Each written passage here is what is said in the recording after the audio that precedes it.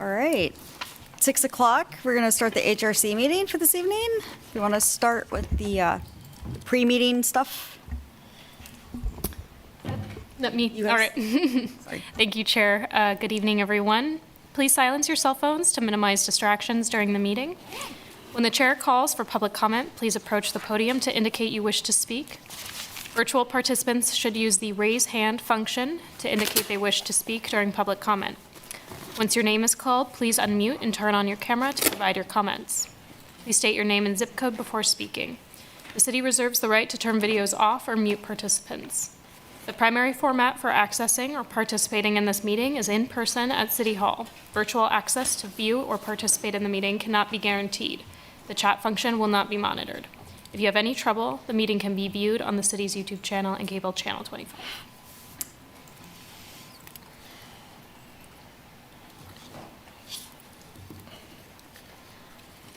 All right. We are received communications.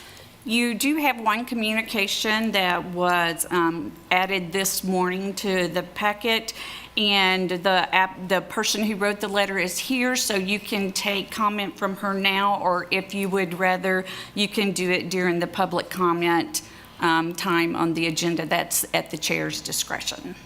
If we take comment now, can that also open up public comment for public comments to it?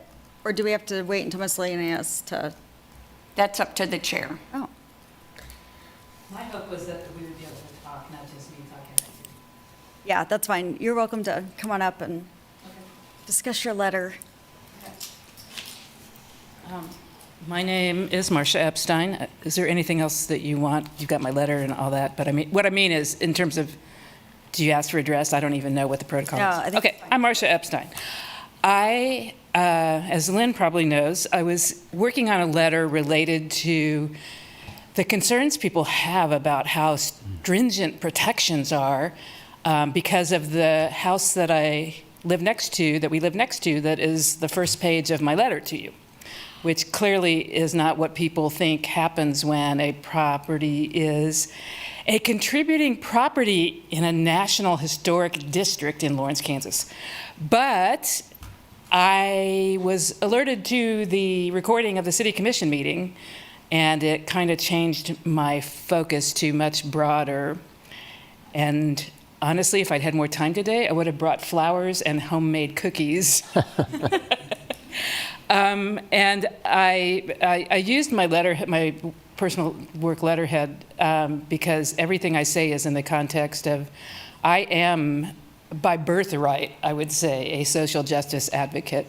And what I perceived from things I had heard kind of casually about tensions with the City Commission and historic preservation activities, and then witnessed in the recording, to me, was an example in Lawrence, Kansas, of the polarization that is prevalent in our country, and how people learn from stories that they have heard from trusted sources, but the stories may not be very accurate. And so there's that context to the letter. And obviously most of the letter was really to give context of who I am. So it's like, I'm not just a person who does nothing for this community. I care a lot about this community. I also, as I was thinking about what to say, I want to acknowledge something actually that Samuel Carter said at a meeting a couple of months ago, that was a theme that I believe in wholeheartedly, which is history isn't only pretty, It's not about saying only wonderful things about the privileged people who did certain things and built beautiful houses. And I mean, you guys know that. And so that's a really important part for me when I put the context of the polarization that I witnessed in the way that you two were treated by the city commissioners. And I don't know if it's public what you said before the meeting, but you weren't able to be at the meeting.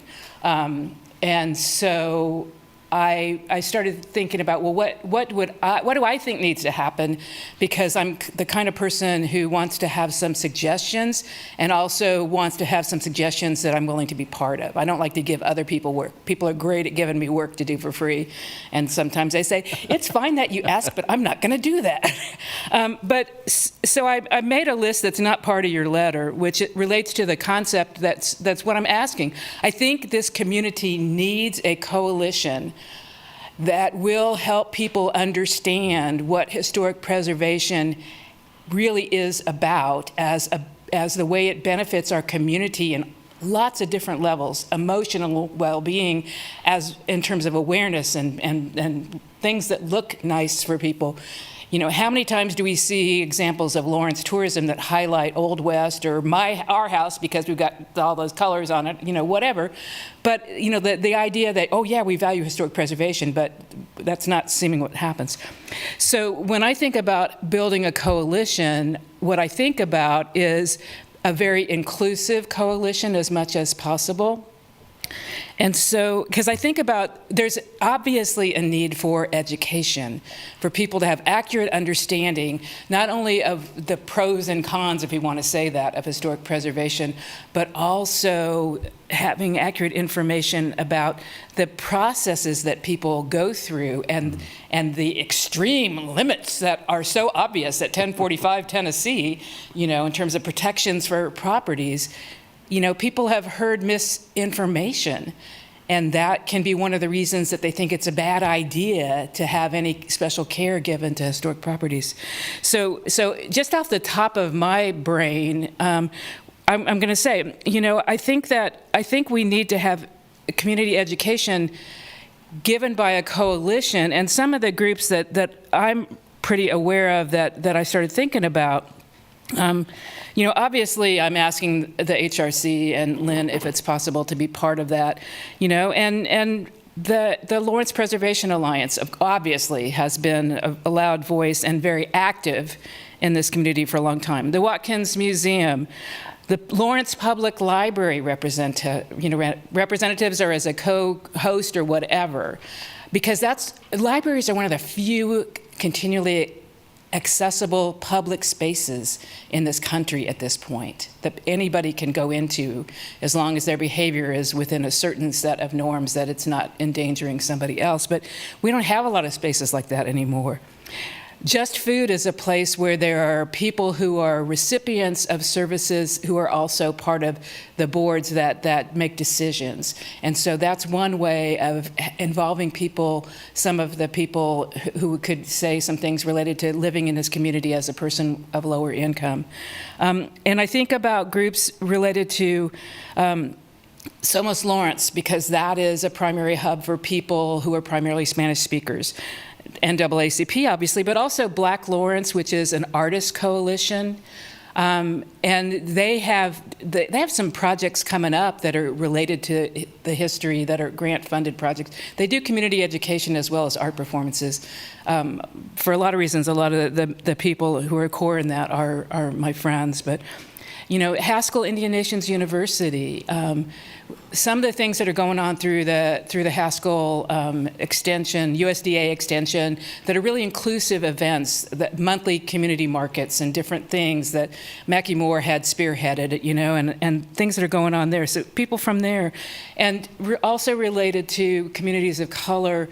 One of my dear friends, Monique Mercurio, was working for Douglas County in CORE, and she now is doing things independently, but she has a public page called Reciprocity Circle, which is about bringing together community, but also highlighting people who are people of color in not just arts, but all kinds of local businesses and different events, some that are educational, some that are community building, some that are places where people are selling things. So that was, yeah, neighborhoods, obviously, you know, to invite neighborhoods, but to try to build a real coalition working together. And I know that's messy. And so I went down to the next step, which is, because of my work, I'm familiar with some national models related to conversations when people have really different belief systems.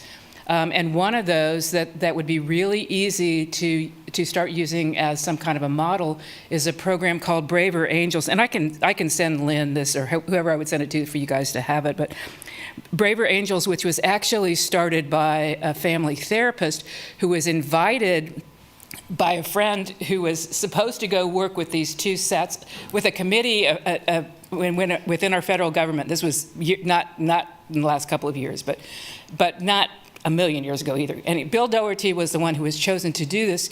And one of the examples, I mean, the idea is how to connect people who think of themselves as not having anything in common, right?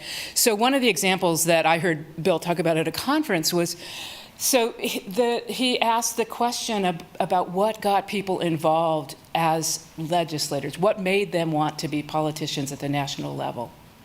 And a Democrat said he had grown up in the foster care system and life had been really hard, and he wanted to do things to help families and kids. That was his motivation.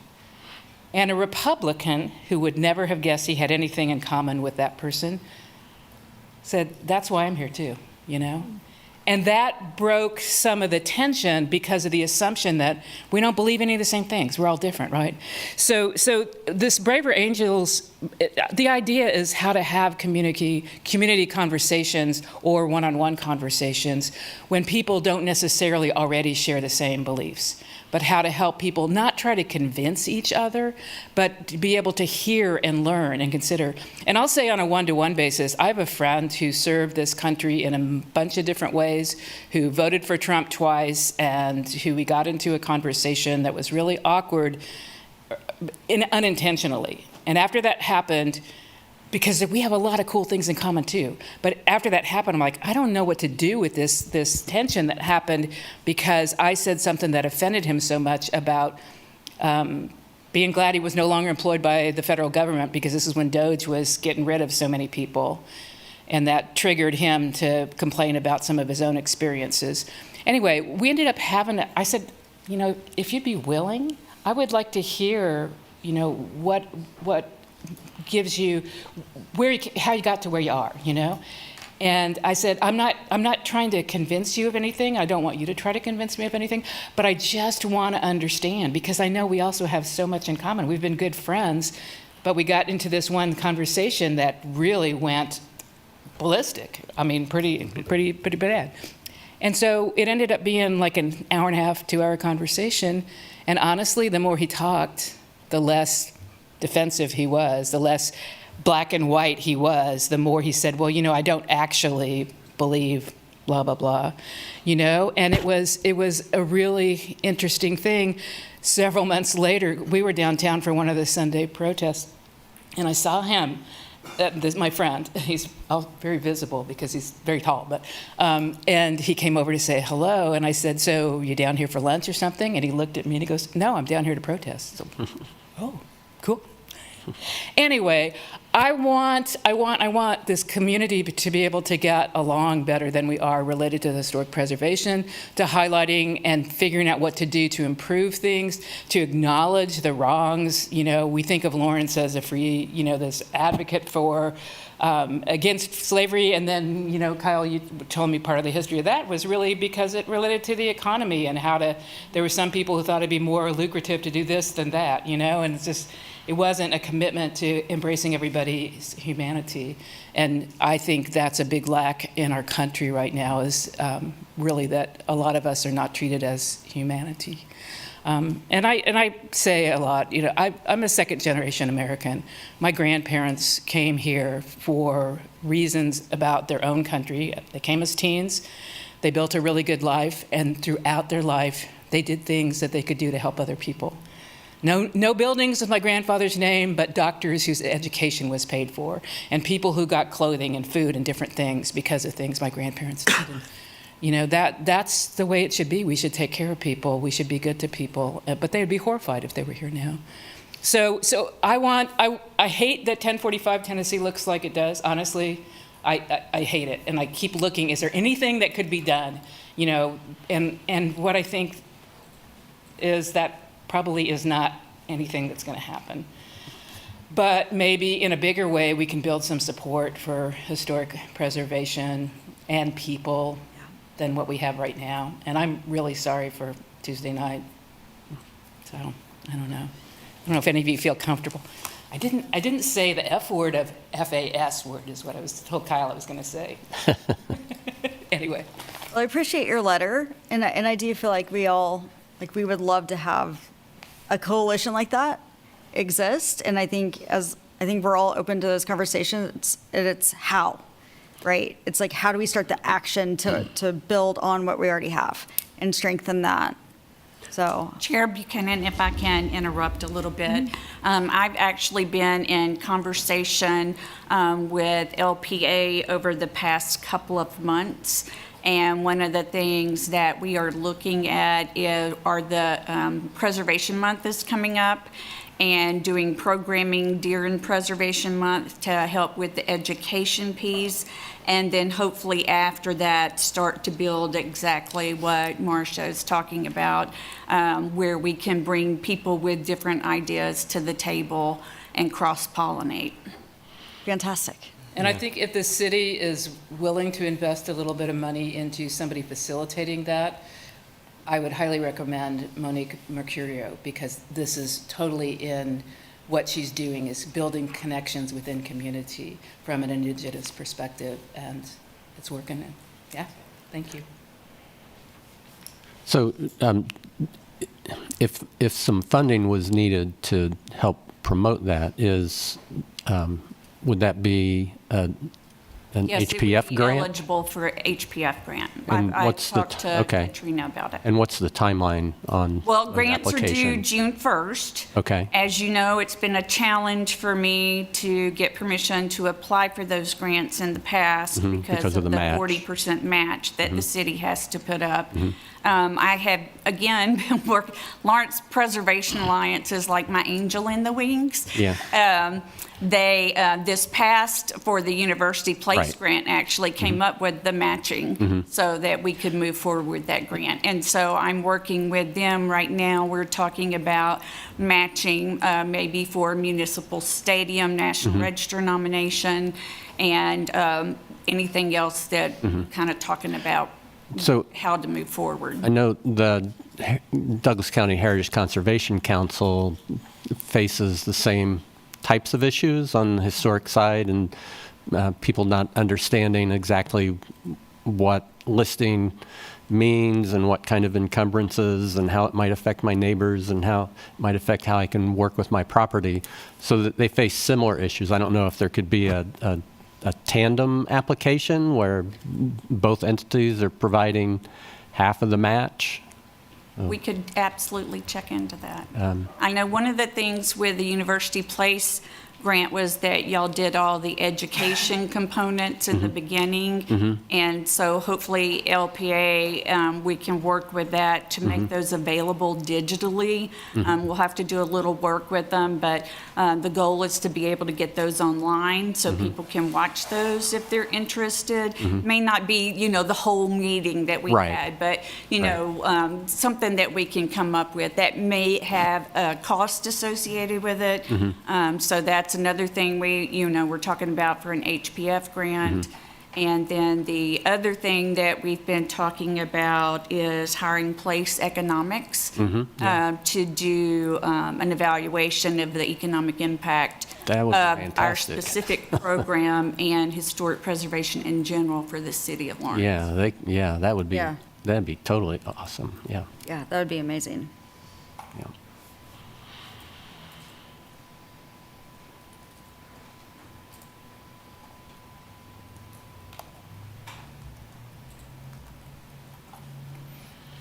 Okay. Well, thank you. Yep. Thank you, Marcia. All right.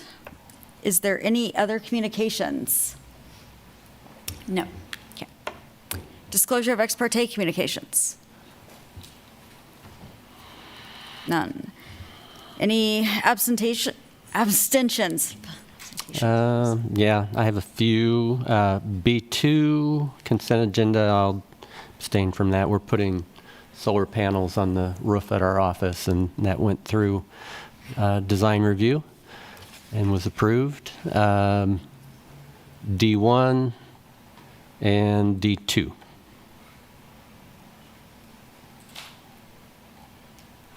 Okay. And are you abstaining from, did you say B1 and B2 or? No, so D1 and D2. Under consent? No. No, public No, hearing. public hearing, sorry. Oh, Public hearing items 1 and 2. 2, got it. Yeah. That's what I figured. Okay. Committee reports. We actually do have a committee report from the Architectural Review Committee. Chair Buchanan, it's up to you whether or not you want the ARC to report on that now. It is an agenda item. I will see that. It's our first agenda item, so you can also look at it then. Yeah, we'll just roll it together. All right, so on the consent agenda, do we need to pull out the solar panels I'm just going to abstain from voting from the on whole? that. Okay. Yeah, Even better. yeah. All right. I'll move approval of the minutes. All right, I will second. so all those in favor say aye. Aye. Aye. All those opposed, nay. Passes 1, 2, 3, 4, 5, 0 to 1. One abstention. No, I didn't. No, it's I didn't minutes. abstain from that one. Minutes. Oh. That was the minutes. That was the minutes. I thought the solar panel on. That's the- coming That's up, on- that's that's next, on that's next consent item. item. Oh, sorry, there was also solar panels in the consent agenda. Oh, right. So that's why I was getting Sorry. confused because there's multiple. Sorry, yeah. So I was good on the minutes and I approved those. Okay, And I move to approve the design review applications on the consent agenda. I'll second that motion. all those in favor? Aye. Aye. Passes 6 to 0. 5-0, Five. one abstention. 5-1. 3, 4, 5. That- I didn't this vote is on the that one. that he's abstaining. That's the one I'm abstaining on. Got it. I don't know why I'm having a hard time tonight. Sorry, guys. So passes 5 to 0 to 1.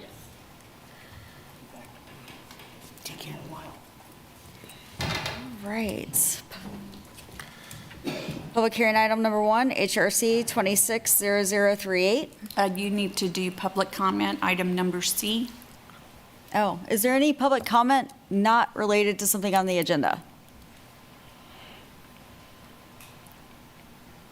Yeah, I didn't think so. Okay. Public hearing items, number 1.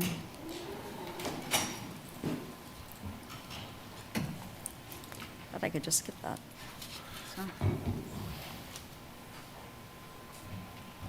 We'll see how Matt Technology's going tonight. You know, the wizard in the back of the room is doing it for me. He's awesome. Lynn Braddock Zollner, Historic Resources Administrator. This project is HRC-26-0038. It is demolition of several buildings and new construction. It was on your March meeting and referred to the Architectural Review Committee to work on the project. It is at 1423 and 1433 Ohio Street, 1430 Louisiana Street, and 1432 Louisiana Street. It is an Oread Neighborhood Design Guidelines Review, and the property is in District UC2, which is the high-density district. We're going to quickly go through. I know we looked at a lot of this last month, but I want to refresh your memory for the area so that when we start looking at drawings, you can have a discussion. This is the property location. All this bright blue that you see is UC2. And by the design guidelines, that is supposed to be the highest density that we have in the design overlay district. What you'll notice is the properties here in the blue are the properties that we're discussing for this project. And they are also in that high density overlay, but the reason the properties surrounding it are not are because these are all University of Kansas properties.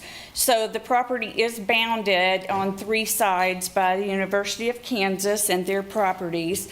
If you'll notice when we're looking at this, to the north is a parking lot. And then to the south, this is a parking lot, and then this is one of the KU buildings. If you'll notice here, so since all of this is KU, what's to the east? If you look to the east, this is the back of a house that is listed on Tennessee Street, and this is a parking area, and again, it's the back to this structure right here. So this area, not only is it kind of in the middle of a KU property area, it's the frontage on Ohio Street, which you would think would be the primary facade of this structure, is basically facing the rear of the structures on Tennessee Street.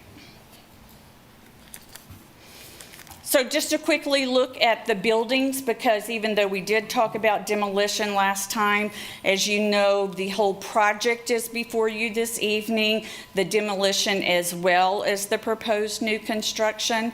So there are 5 buildings associated with this project, and I broke them down, and there's more information in your staff report about the history of each building and whether or not staff is of the opinion if it's character defining for the Oread overlay or not. The greatest concern for staff, if you noticed in your staff report, was Building 2, which was an Art Deco building. It was an I'll start with Building 1 because that's how I had this set up, sorry. So this is an apartment building that's Building 1, and it's the building that's furthest to the north. But this is the Art Deco building I mentioned, and this one is a challenge for staff because certainly it's significant for the overlay district, likely could be eligible for listing, in my opinion, in the National Register of Historic Places. We have some historic documentation on it. You'll see the advertisement for the structure when it was first constructed that was provided by the applicant.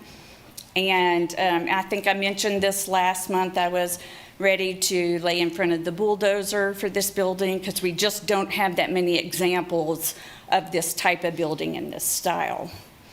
And then the group who is proposing this project did the walkthrough with me for the historic structure integrity.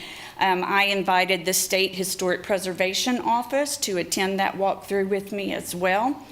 And at the end of the walkthrough, the Deputy State Historic Preservation Officer and I conferred, and we are both of the opinion that it would be extremely difficult, if not almost impossible, to rehabilitate this structure due to the areas and the types of failure for the structure. We'll look at a couple of things, and then you can see some of the things that were in your staff report. Obviously, up here, what you can't really tell in this slide is this whole area here is a parapet, and it's actually leaning outward a couple of inches, and so that is why this stone area used to match this up here with a different design, and at some point it has completely fallen off, and they have just, bricked it in to keep going forward. Here you can also tell where that parapet is failing. Again, it had additional stone detailing on it.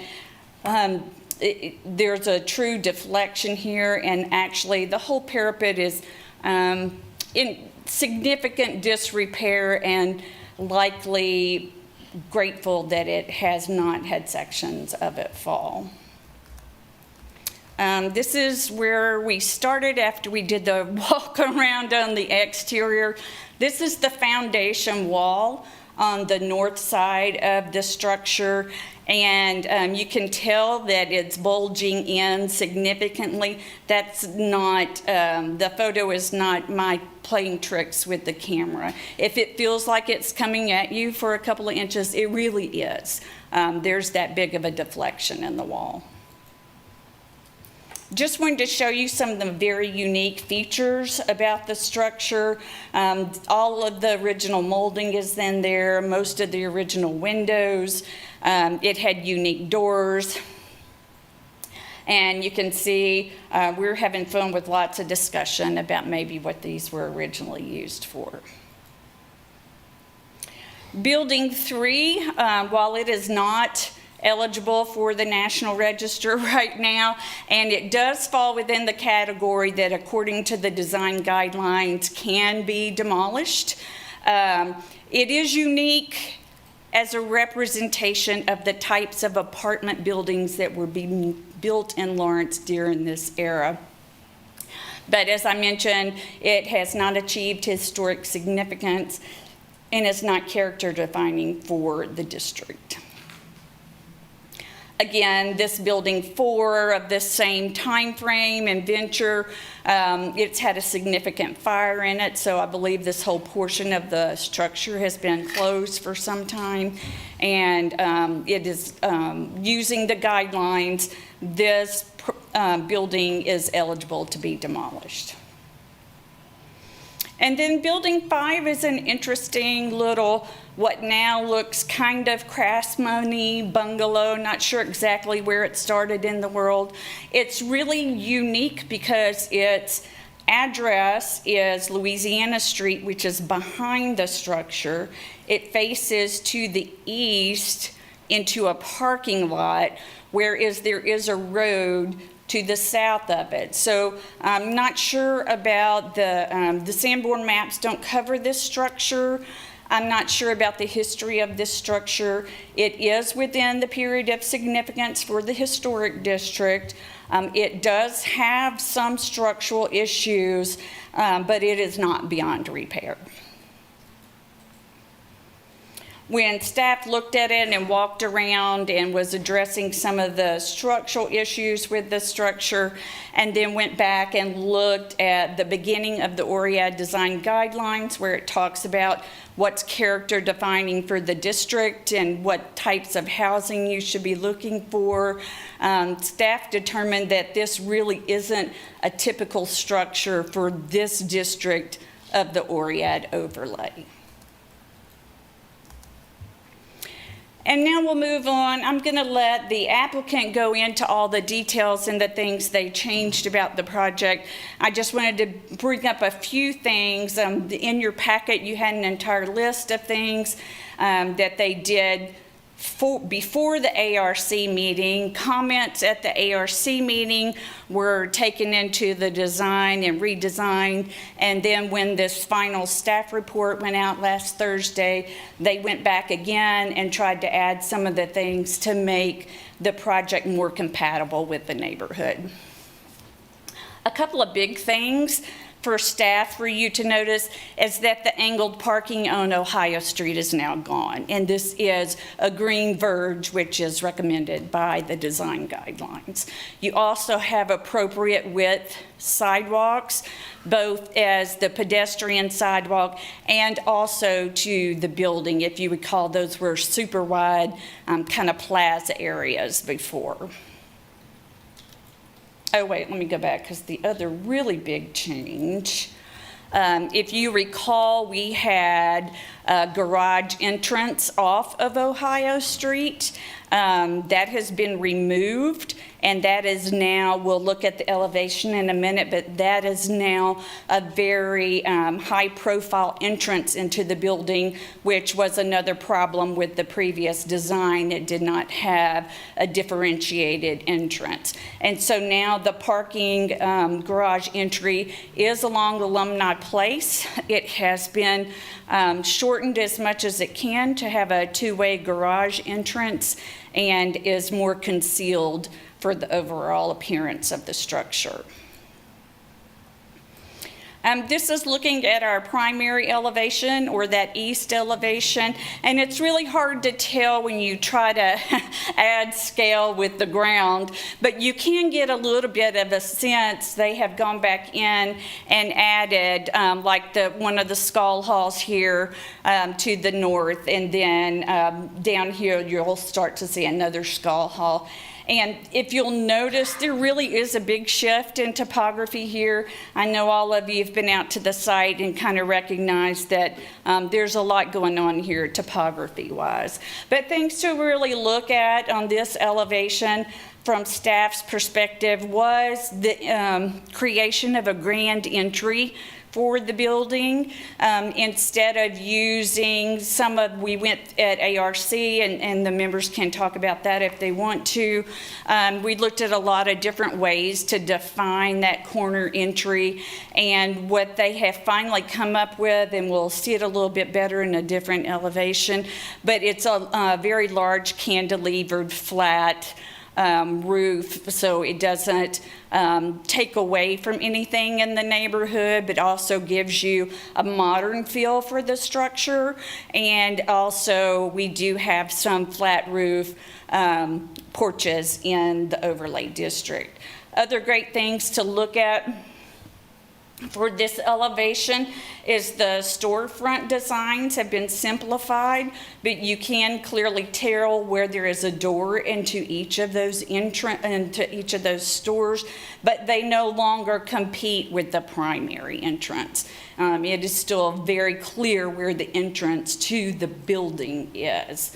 Other changes were the windows. We had talked a lot about windows, and while these are sliders and not typically what staff likes to see in new construction, and certainly not in historic structures, but these sliders are taller than they are wide, and so they do meet that overall, when you're looking at them on the facade, that feel of proportion that you typically see with historic structures in the overlay.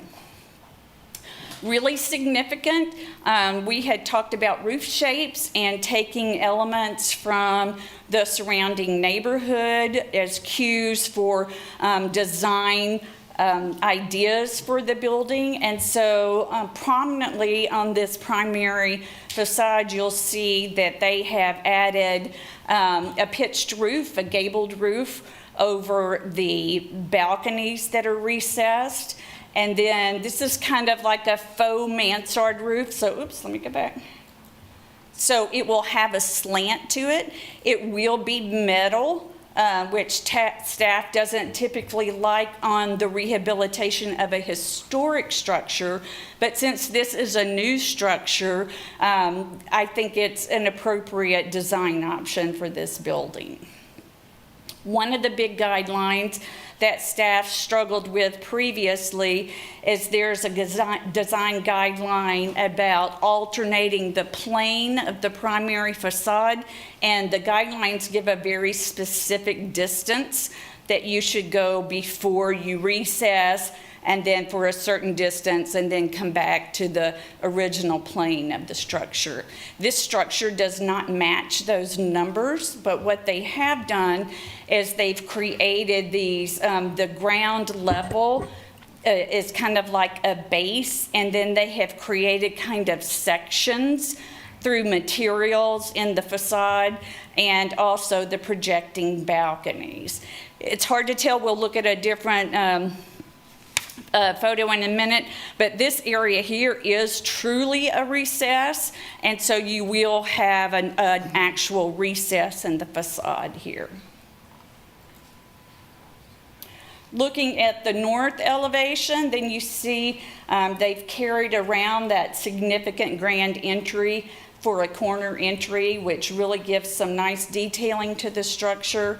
They have incorporated, we talked a little bit about what these panels would actually look like, and they are looking at designs for those now that may take inspiration from other character elements in the neighborhood. And so then here again is a good place for you to get a view of what that kind of faux mansard, hip roof, whatever you want to call it, looks like from the side angle.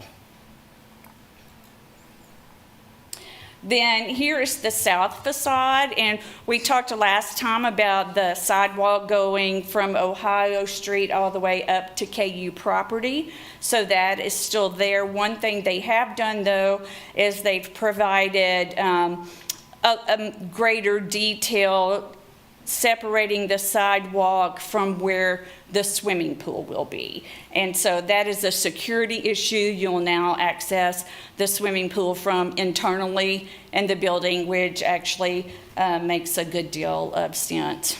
Here you'll see the garage, how significantly minimized this has become.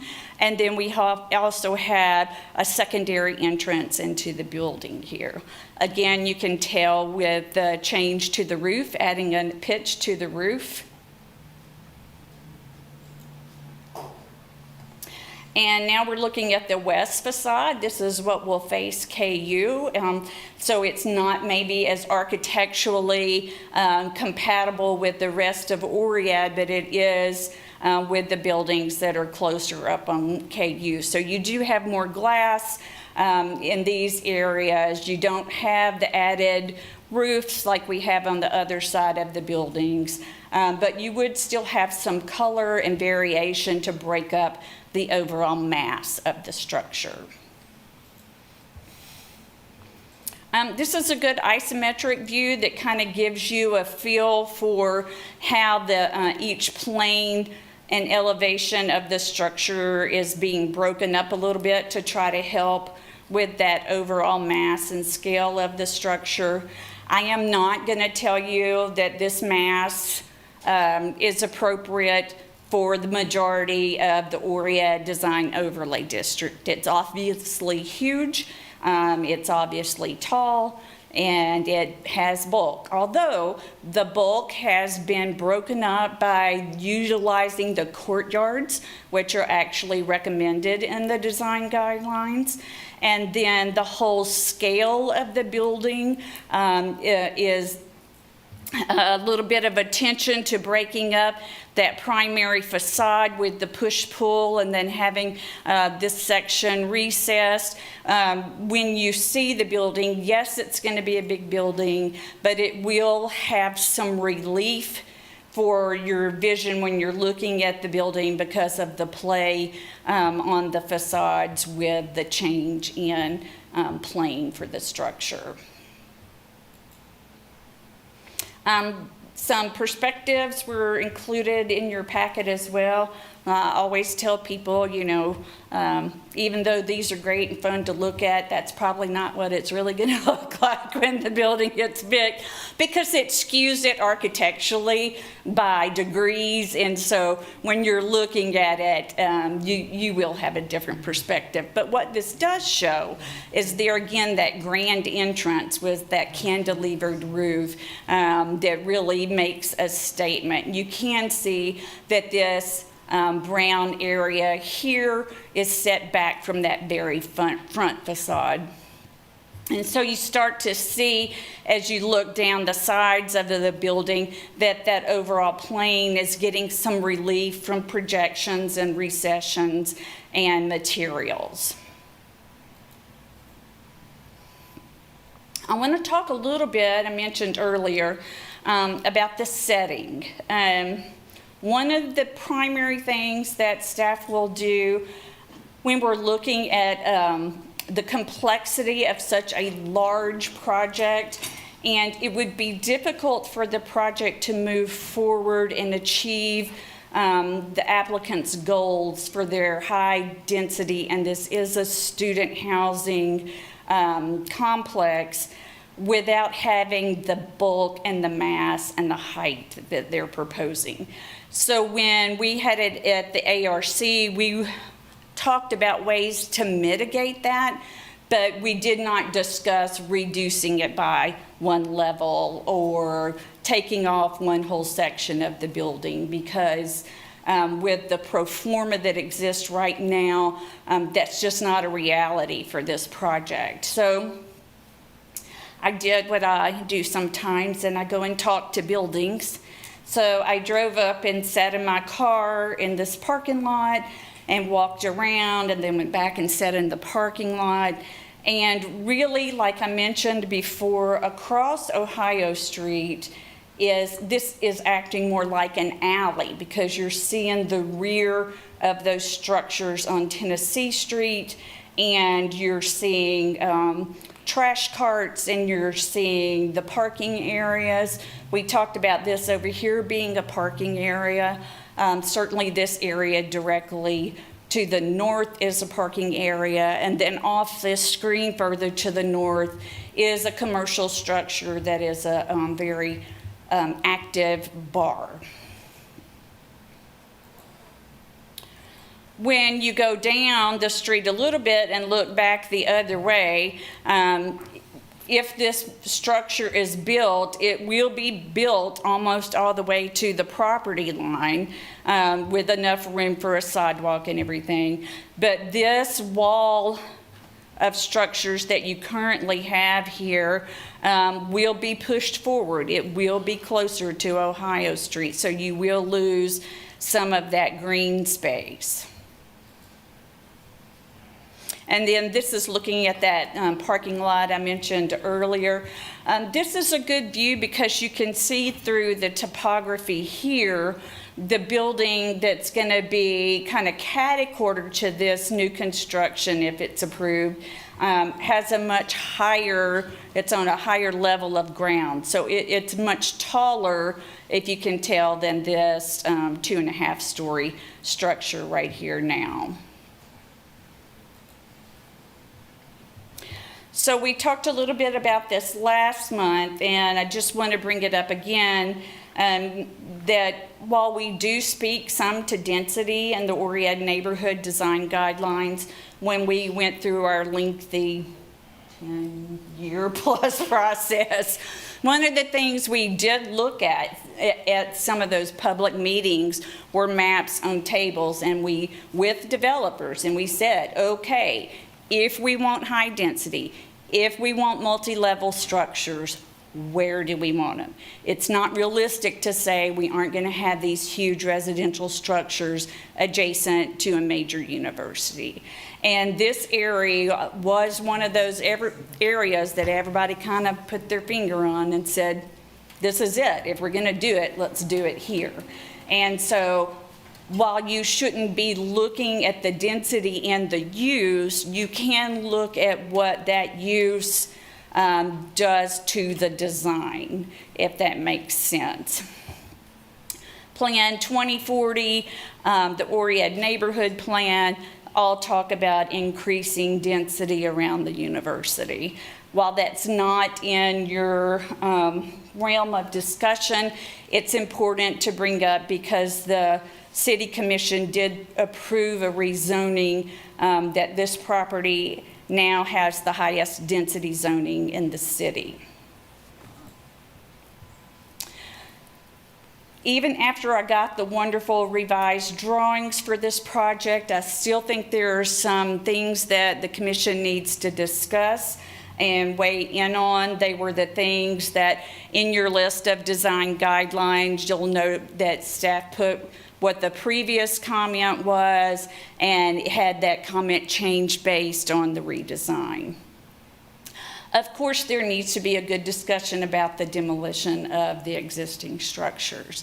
While there are 5 structures and only 2 of them truly meet that significance that they probably should not be demolished, especially for the apartment building that's the Art Deco style, staff in the State Historic Preservation Office do not see rehabilitation as viable, even if the time and effort went forward to try to list it in the National Register.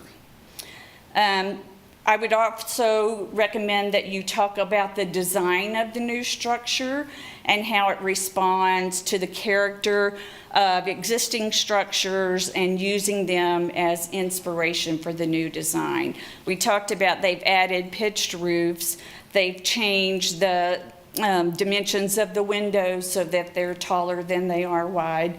They've done things like remove that parking on the primary elevation, which is significant. As I mentioned before, We did not do anything with the overall mass, size, and scale of the structure. I believe that there were design implications that helped to mitigate some of that, but it is a big 2 buildings and they are large. And I think that is a discussion that this commission should have.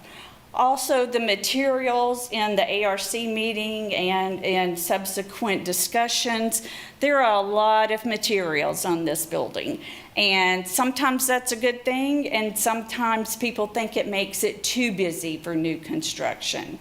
So there's that discussion that you may want to have with the applicant as well. And then there's a design guideline that talks about adding house scale elements and masses to new construction. Staff struggled with this because even though they have added some of the roof pitches and they've added more limestone and they've made a really good start at doing some of that, I'm just not sure how you could add house scale elements to something this large and not have it look ridiculous. So it may be that the design of the structure actually prohibits adding some of those elements. But that's a discussion for you to have as well. I'll pull this back up after you hear from the applicant and take public comment for you to use as a discussion basis. But after staff went through all of this and received the new drawings that you have before you tonight, staff finds that the project meets the overall intent of the development design standards. It meets a lot of the guidelines. It just is big. And as I mentioned, it's right there in that place where maybe big is not a bad idea. But staff is recommending approval. But if you do approve the demolition and the new construction, you will want to note the exceptions that are being granted where it doesn't meet the guidelines, like the front yard setback and the height above the first level, the lack of porches. Typically, we don't look at approving the slider windows, and I believe they're going to be vinyl. And then the facade setback does not meet that specified 50-foot, 20-foot pattern. So with that, I'd be happy to stand for any questions you may have.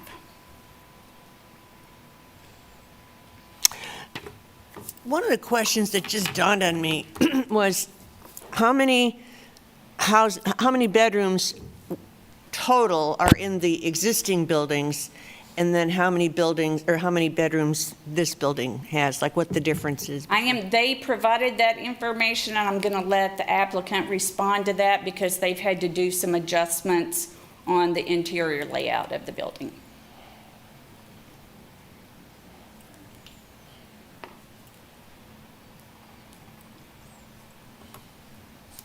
Any other questions? All right. Would the applicant like to speak?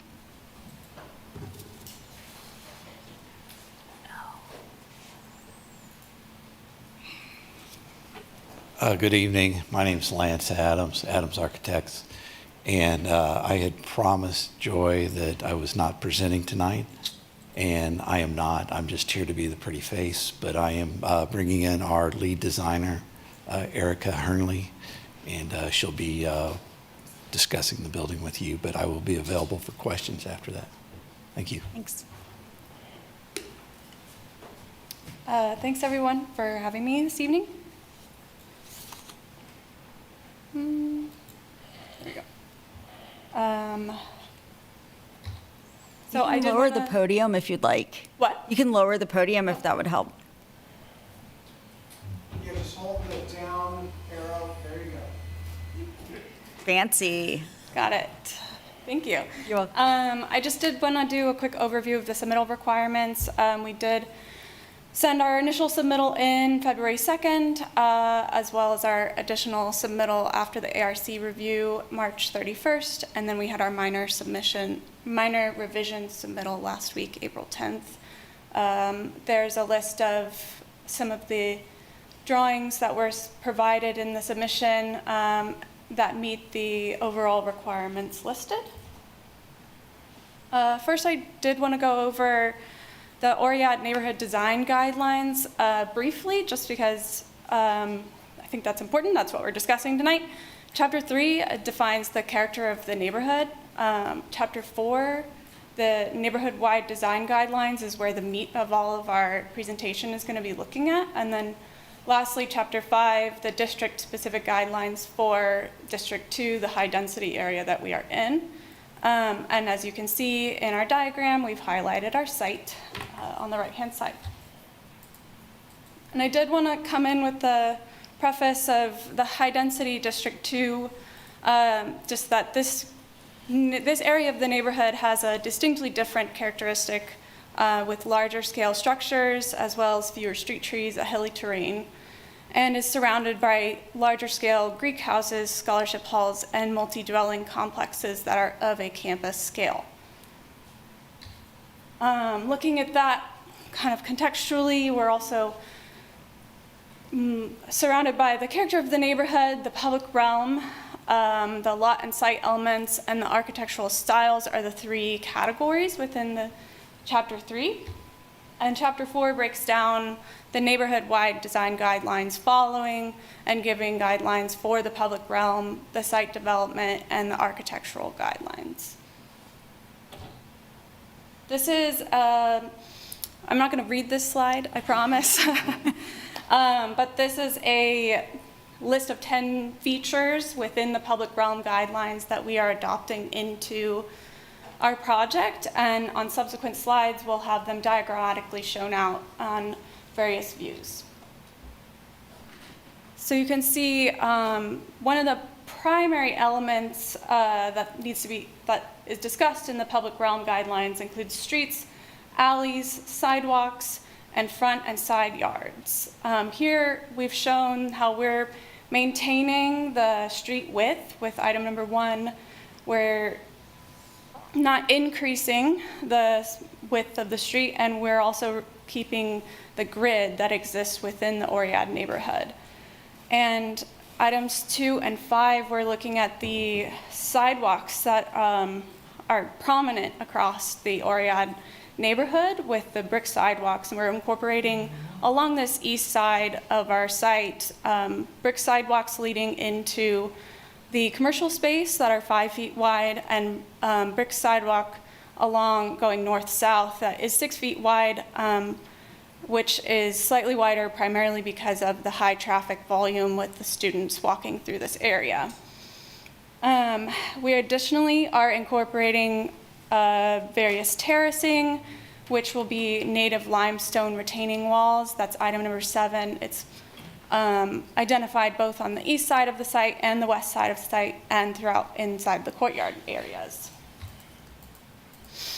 Looking more at the east side of the site and along the south side of the site, we are incorporating live living plant material and trying to match the characteristic of the existing trees within the neighborhood.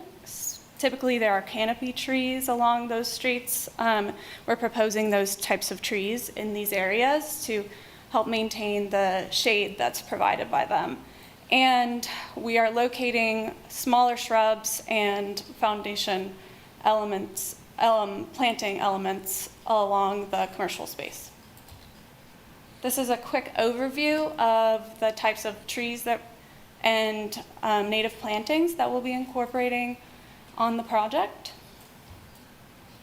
Going into the building, you can see that we are putting the mailboxes and the waste collection on the interior of the project so that that is not located in a visible area or in the public right-of-way. And then additionally, we'll be locating the utility service boxes. If we need to put them in this area, we'll make sure to have them subterranean. Looking farther into Chapter 4, the site development guidelines. So this area specifically looks at driveways, parking, accessory structures, trees, and fences. As was mentioned previously, we've relocated our primary residential entry to the northeast corner.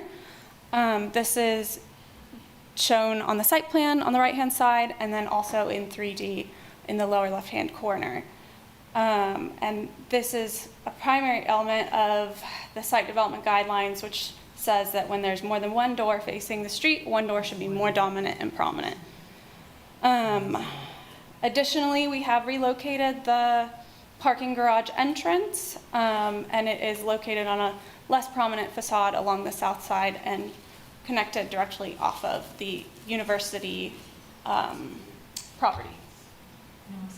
We are proposing a courtyard-style building on the east side and a simple bar building on the west side that creates a courtyard-style aesthetic in between the two structures. You can see here they're highlighted both in plan, and then there are a couple of 3D views on the left-hand side.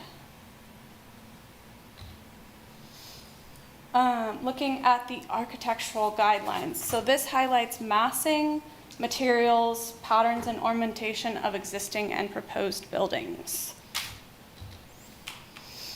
Our overall massing of both the east and the west building are pretty simple in form. One is a bar, and the other is an U-shaped building. And we are also avoiding trying to create an artificial history with our project as recommended by the guidelines. As was mentioned, we have various decks and balconies that are incorporated across all of the facades on our project. There's a 3D view of the balcony of one example of the balconies that will be connected to every unit in the project. So our balcony recess sets back 3 feet from the primary facade and then projects 3 feet from the primary facade for an overall depth of 6 feet for the balcony. And then to create more of a porch-like feel on the ground floor, we're able to extend that out an additional 3 feet for an overall depth of 9 feet for the ground floor. We are looking at various balcony railing patterns. There are a couple of options here. The first option that relates to another design element on the project that is located on the interior of the building. And then option 2, which is kind of a more traditional fence style pattern that we were looking at as well. There are several materials on the project. Our primary material will be a cementitious wood siding, both in a vertical and horizontal orientation, and a thin stick vertical stack brick proposed at the northeast entry. Our east facade, which is the most prominent facade facing the Oread neighborhood, does try to incorporate the elements recommended in the guidelines that were mentioned, such as sloped roofs, and the roofs on the balconies are proposed as a 6 and 12 pitch, and then the roofs along the mansard parapet are proposed as a 9 and 12 pitch, and additionally those are all proposed as standing seam metal roofs with a double munch or double lock seam that is listed in the guidelines as recommended. Moving along that facade, we are playing with the massing and trying to break down the overall scale of the structure with various groupings of windows. You can see the patterning of 2s and 3s across this facade, and how the way that we are able to relate to the neighborhood and create a more variety along that face of the building. And then we also have, as mentioned, relocated that primary entrance and made it dominant and prominent on the northeast corner.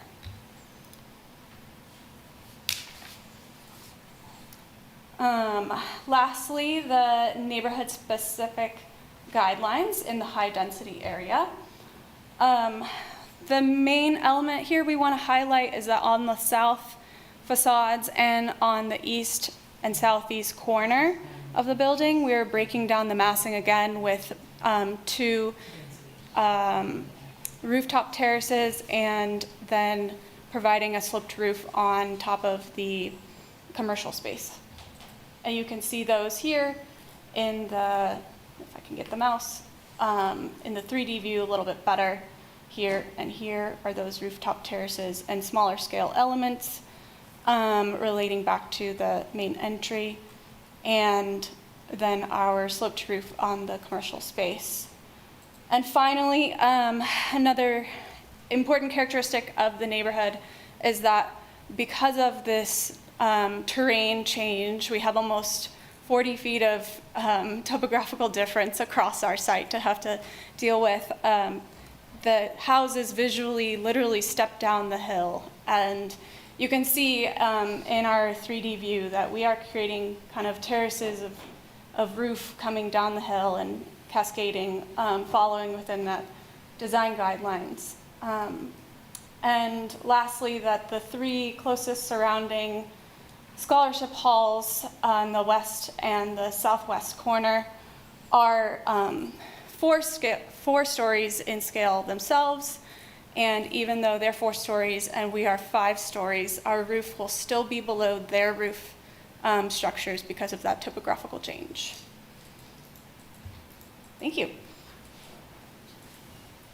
Lance, you want to come up? Is this when we open for questions? Okay. So, questions? When did you want the architectural review? That's probably good for now. Like, Ask questions and then do it.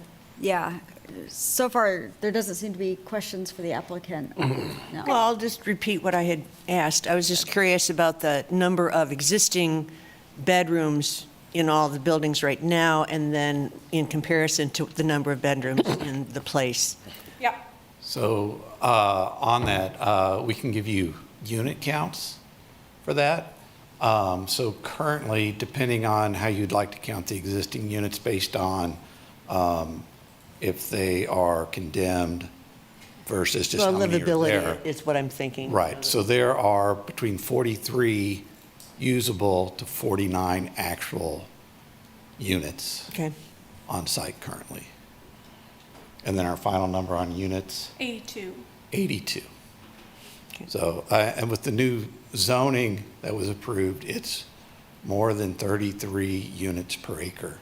There is no maximum to it, it's just the minimum. The units, are those a combination of 1 and 2 or 2 and 3 bed? There are various combinations, but it ranges from 2 to 5 bedrooms. 2 to 5, okay. Yeah. Thank you. Yeah.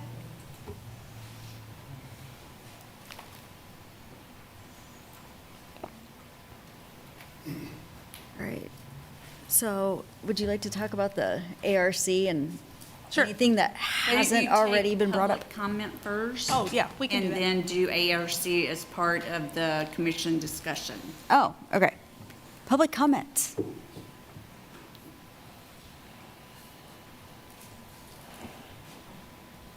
Good evening, Commissioners. Dennis Brown, Lawrence Preservation Alliance Board. So when this first came before this body 30 days ago, our main concern was the demolition of the two character-defining buildings. We had heartburn just like staff did, and over the course of the month, our heartburn has kind of subsided just like staff. It's just, you know, we accept it. But what I'm really here to give a few comments on is in those 30 days, it seems like an awful lot of work has been done to this project to meet more of the guidelines and really improve it.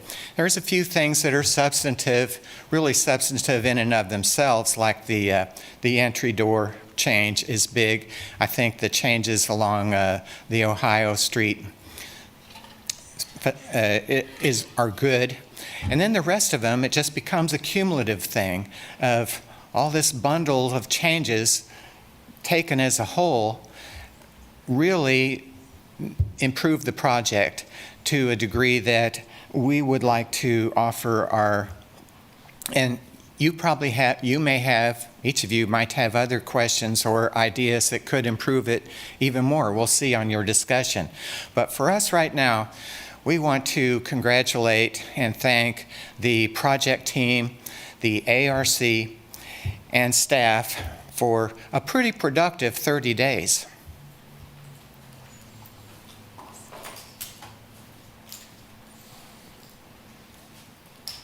Actually, what I want to say circles back to what I said before. I think you guys did an incredible job of trying to figure out how to work with the Oread design guidelines. I think the city set you guys up to be the villains because this is an example. They increased the density to a density higher than anything else in the Oread, and the Oread already has higher density than any place else. And they should have honestly just removed that section from the Oread neighborhood, and it should not have ever come to you guys if they would have done that. And you guys would have probably come up with even a better plan that was easier to do. So I don't like that what the city did. I don't think you guys can do anything that's going to make me, I know you guys can't do anything that's going to make me like it, but I'm serious about saying thank you to you guys. My hope is that the city doesn't use this example as a way to criticize the HRC and Lynn for putting up artificial barriers, because that's what I feel like they did by doing that density and not, as I say, removing that area from the guidelines being applied.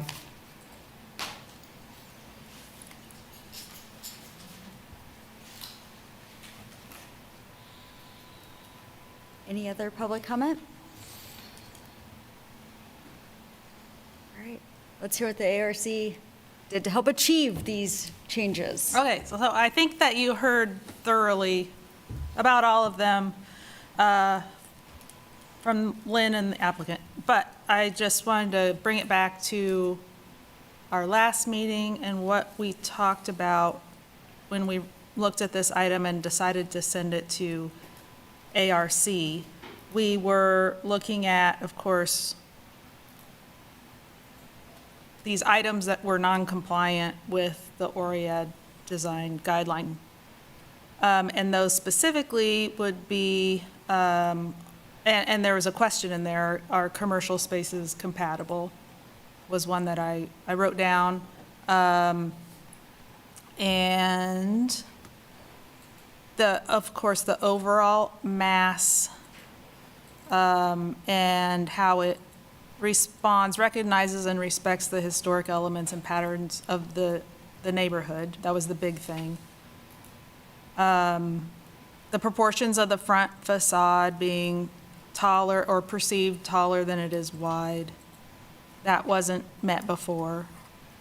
The roof forms, the porches or lack thereof, the window layouts were the highlights of those items that we talked about before. So before they even came to the ARC, they tackled these items.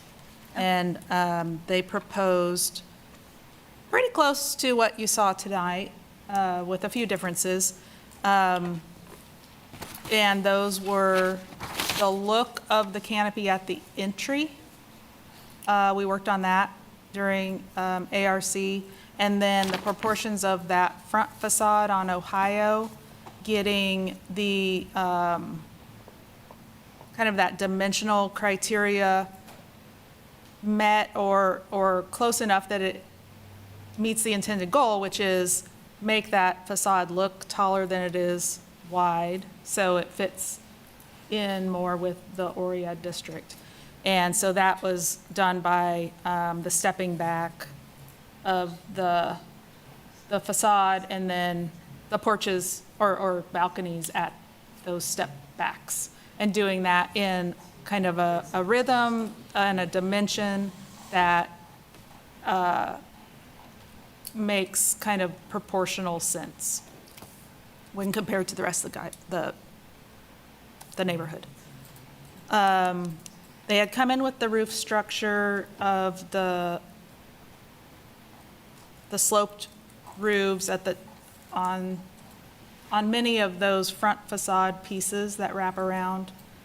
And we talked a little bit about that. We talked about should the roof structure above each balcony column be flat or be gabled or be a shed that's a different pitch than the majority of that roof along that way. Should it match the pitch of the roof on the stair tower? So we talked about those. We talked about the number of materials and the number of colors. We talked about modern design and how they're, of course, not designing a historic building because you can't do that.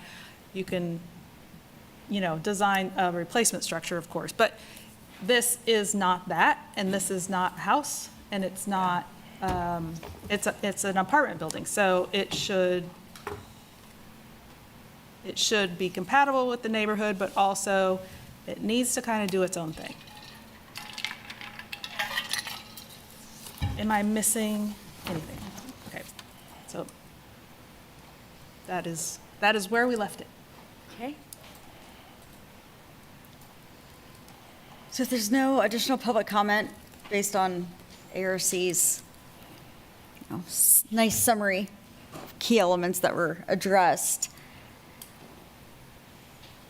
as a commission, I guess we should start with demo. Let's just start there and decide.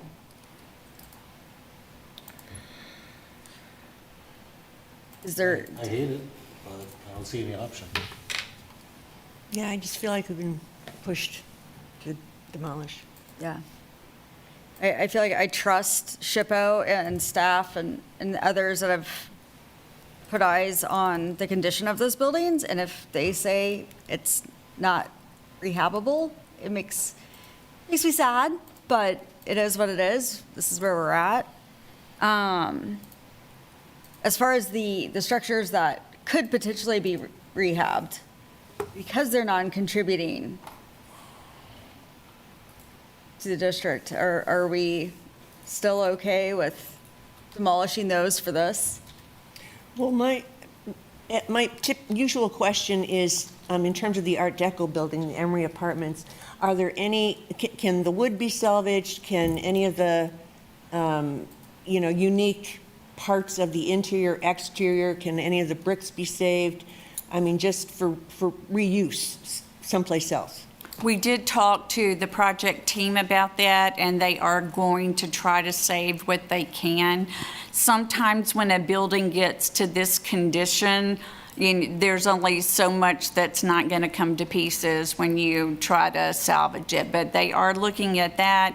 In addition, I forgot to mention that they are going to do a complete KHRI entry for the building and include the plans that they have and the photographs, so it will be well documented. That is the thing I forgot. Yeah, that's fantastic. That's good to Yes. know. Thank you. Yeah, this documentation is a mitigation, Yeah. so I think that really helps. Yes. 2 less Alka-Seltzers. All right, so we're all on board with demolition of all 5 structures. Yes. All right. Do we want to talk about this commercial design, like just overall? Is it appropriate to have student housing in this Oread neighborhood donut? I believe it is. It's something that we see elsewhere in the Oread with the Edge apartments. Okay. Those are also in the Oread district, right? The ones on like Mississippi and 11th? The HERE project, is that the one you're talking about? I get these one-word apartment complexes mixed up, but yeah, I think it's called, HERE. Yes, it does have commercial and on the ground floor. I mean, I see this project as being very comparable to that one. Yeah, I think that's about the only other thing you can compare it to that's not on Daisy Hill. Yeah. But I, even the commercial spacing of it, I think it's good that the parking was, the angled parking was changed to accommodate. I have one quick question for the applicant. Between the application that was submitted last month and this revised submission, where you removed that angled parking that was on the street, how much did that affect the number of parking spaces in the garage? The garage, we increased it a little bit to absorb that. I believe it was 13 parking spaces that we had on Ohio Street to begin with. But we are exceeding the amount of parking required per units for the Okay. building. So it's the same amount of parking? Yeah. Okay, I think that's fantastic.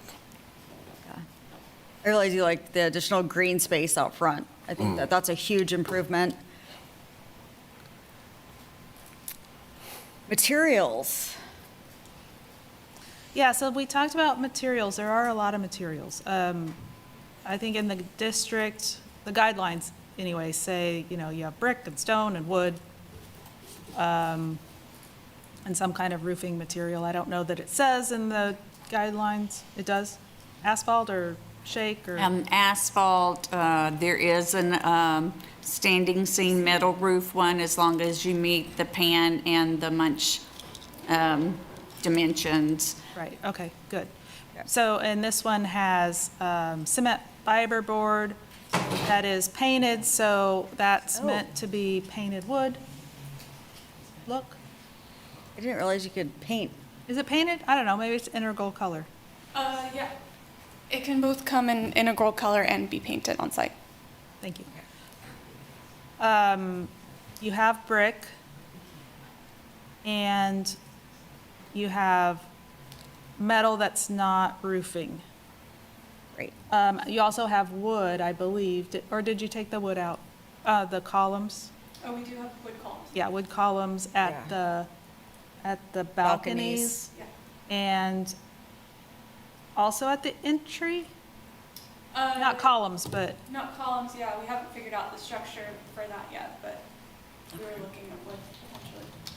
right, so do you look at the vertical seam versus the horizontal lap or horizontal seam cement board siding as you would wood? Yeah. As you would regard wood, or is it a separate thing? There was concrete also, is there still on that lower level? We've removed the concrete in lieu of doing a natural limestone application along the foundation and then also for retaining walls around the site. Right, so then that narrows down the material quantity from the previous proposal. Yeah, it's definitely more streamlined. I believe there are options for the perforated panels. It's like an option A and an option B. One being more ornate, the other one being probably more Traditional? traditional, a little more transitional, I guess, in style. Does anybody have comments on options? I'm trying to find it again. I know I saw them. Yeah, it's on the material sheet. Okay. Down. Oh. Next. Yeah, there. Oh, yeah, here we go. For the breezeway and the fence patterns. Yeah, so they were looking at the existing contributing buildings in the district, which are the Beta House right down the hill, and I can't remember the other one. Beta, yeah. The Theta House, right. Yeah. And they have some kind of carved elements on the railings. So I think I was comfortable either way. Yeah. For whatever reason, option 2, like the more transitional, seems to read more Art Deco to me. And I think it would be nice to reference the Art Deco that used to be there, Yeah.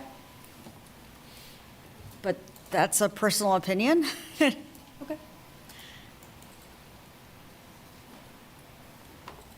That would be one of those things, if it's the commission's desire, that you could do a condition on, that they submit the design to staff prior to building permit approval, and staff could make, a judgment on whether or not it's appropriate for the district. Not to design it, but to, compare, is it compatible?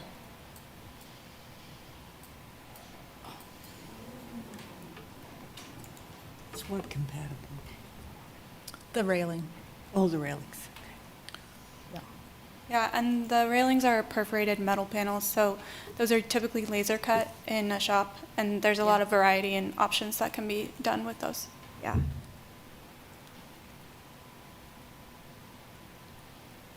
Does anybody else have a preference of the four? Okay. So what are the items that are still non-compliant or not exactly? Yeah, so it's on page 28 of 57 or page 54 of the PDF. It's like 3 pages before the plans. So what I see as the exceptions that are being asked for is a setback in the front, the height above ground for the first level, lack of porches, windows, and facade setbacks, which I think might be the materials. But it's pretty understandable. The Oread design guidelines are really intended for, single-family homes, and it makes sense that a structure like this would not meet the setback requirement. I have a question, a technicality question, or maybe it's a procedural question, I don't know. But the comment we heard earlier about removing these lots from the Oread district, would that be a function that the city commission could do, but not us? Right, it would not be you. To remove it from the overlay district would be a rezoning. And so the applicant would submit a rezoning application. It would go through a review and go to the planning commission. The planning commission would make a recommendation, and then ultimately the city commission would make the final call.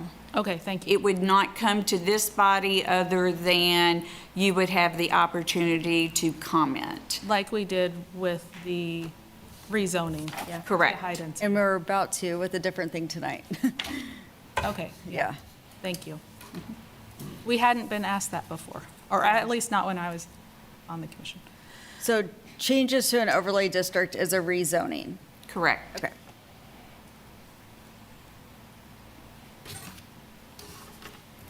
Yeah, so as far as what it's not still meeting is the front yard setback, height above ground for first level, lack of porches. I think you seem to have gotten a little bit closer with the balconies. The windows still aren't quite there, but a lot better than they were. And then the facade setback variations, hitting that 50-20 pattern, it's just not really possible with this design. So I do have a hard time with the mass size and scale, but that's being driven by that new zoning that doesn't exist anywhere else in the city. So, and that's a recent change. I think we're being kind of told what to do here. I agree.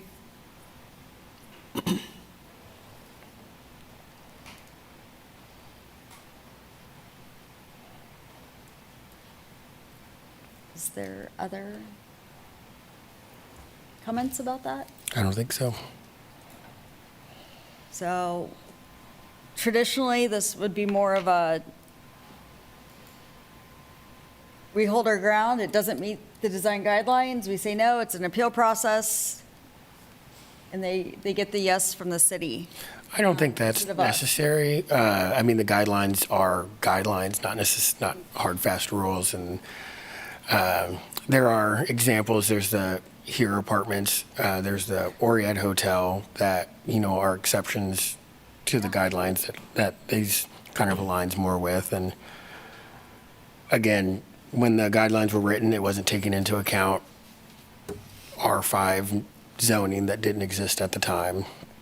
And I think the applicant, as well as working with ARC, did a good job to strike a balance between the Oread guidelines and the desires of the new city development code and higher density.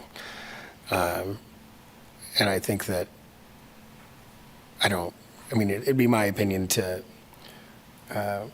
approve this project, noting the exceptions for the criteria it doesn't meet, and kind of skip the appeal process, because I can't speak for city commission, but I'm pretty sure that if an appeal was made by the applicant, the Yeah. city would approve the appeal. Yeah, So absolutely. we can kind of skip a couple steps ahead. Yeah, hindsight being what it is. I think when we reviewed the rezoning request, we should have, or could have suggested at that time that the applicant suggest that it's removed from the Oread design district. Yeah, that would have made this a lot easier for everybody. Well, but in fairness, the design guidelines do speak to super high density adjacent to the university. And by it being in the district, it did allow it to become much more compatible than if it had not had the Oread design guidelines review. So for the neighborhood, this was a much better outcome, in my opinion. And Lynn, can you clarify that it would have still come before HRC for review because it's in the context area of? No, it wouldn't have, even though Would it not have reviewed it. No. isn't right across the street one of those frat houses on the historic registry? It is on the national register and not the local register. Okay. The local yeah. has the context review. Okay, I didn't realize it was. Right, was well, I around the appreciate local. reviewing it. Yeah, I appreciate this opportunity, and I do think it's been astonishing how quickly you guys turned around those revisions. That was nothing short of a miracle, so thank you for doing all that work. And, yeah. I think it's also interesting that we don't have Oread neighborhood folks. Yeah, There was one at the last meeting and they supported it. Right, yeah. I remember. He supports it for He- a different reason than I would have not supported it. Yeah, so, in the same house. Density is a done deal. That's Yeah. That's, yeah. Yeah. All right, can I make a motion? Yes, please.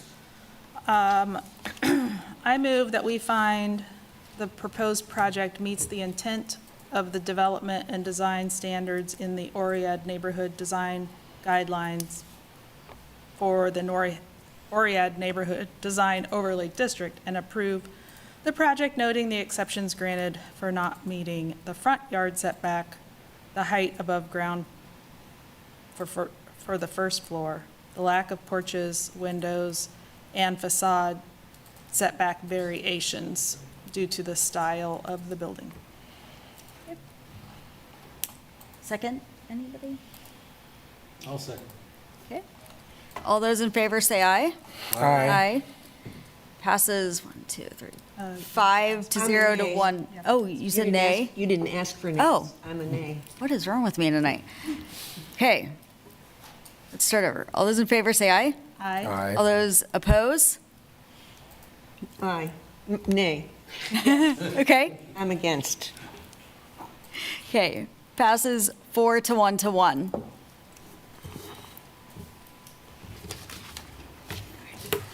All right. Item number Thank you 2. for coming from Spain. Yeah, thank you. Hope you enjoyed your time here.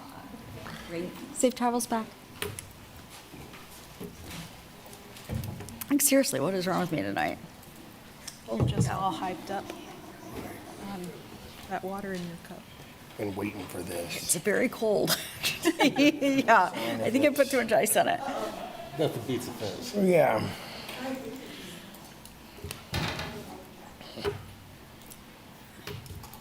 Are we ready? Yeah.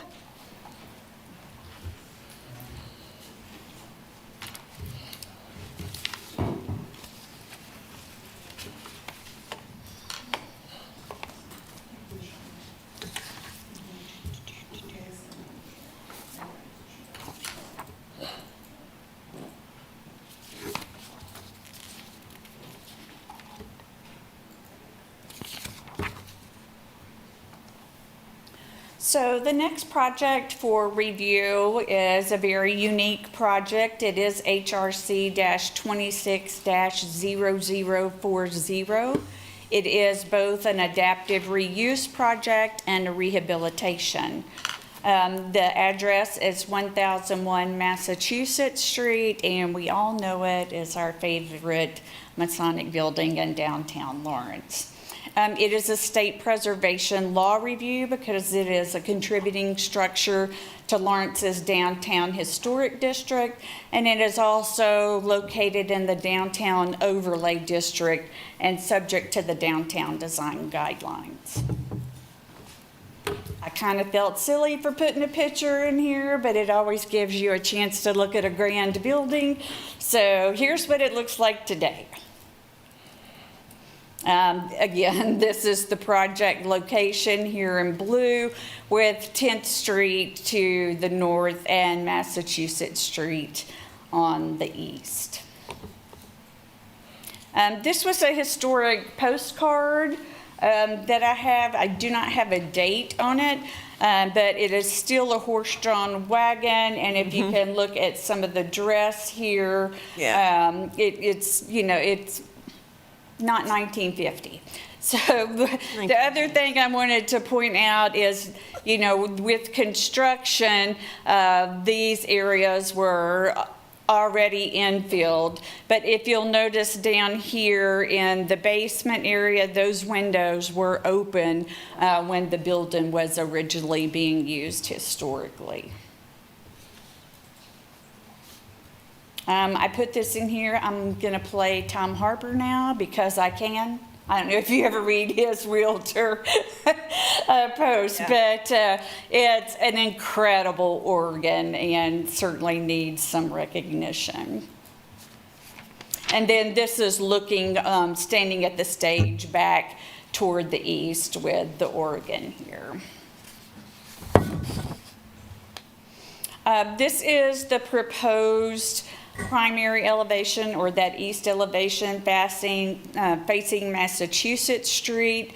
I think they've done an excellent job of working how to get handicap ramp for ADA accessibility into the front door, which is very challenging sometimes for historic structures of this nature. And then it doesn't really show up anyplace else, so I wanted to make sure to point it out here that there will be new stairs down to, we'll call it the basement level. It's where the kitchen used to be. So there will be a shelter over that. At the top, when you're looking at something on an elevation drawing, sometimes things seem a lot bigger than they are, and sometimes maybe not, depending on the design. But it is important for you to note that there will be an addition. This is actually the roof now, and these are dormer, or what the applicant is calling dormer additions, to add the needed space for the number count to make the project viable. And just as important, in my opinion, as that primary east elevation is this north elevation for the structure. We had mentioned that these windows down here, at some point they were blocked in, and now they're being proposed to be reopened. The next big item is, how do you let light in for a new use for a historic structure when the design of the structure was to keep light out and people from looking in?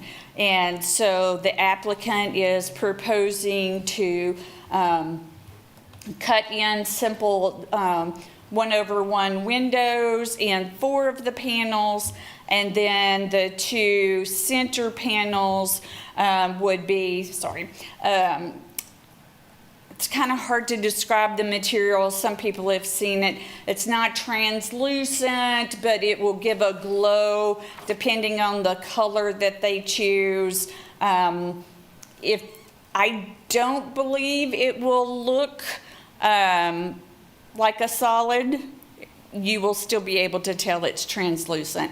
And it will allow light into that primary section of the building. Some of the placement of those windows where they intersect with some of the proposed construction on the interior are concerns for staff because it's close up to the window and you would have to find ways to accommodate that visual that's stuck out into the window. So there's some architectural concerns for staff with the floor plan versus this proposed window treatment. The other thing you'll want to notice from this elevation is that they are keeping the chimney, and you're looking at one of the dormers. They are not set back very far from this very elaborate roof parapet. And so the question is, how much of it will you see from the public right-of-way? When historically we've done projects like this in the past, and when I was an independent consultant and also working as the reviewer for the Arkansas State Historic Preservation Office, it sounds horrible, but we actually requested that people go on top of the building and place red flags in certain areas, and then we do a visualization from different places on the public right-of-way to see how much of those red flags you actually see.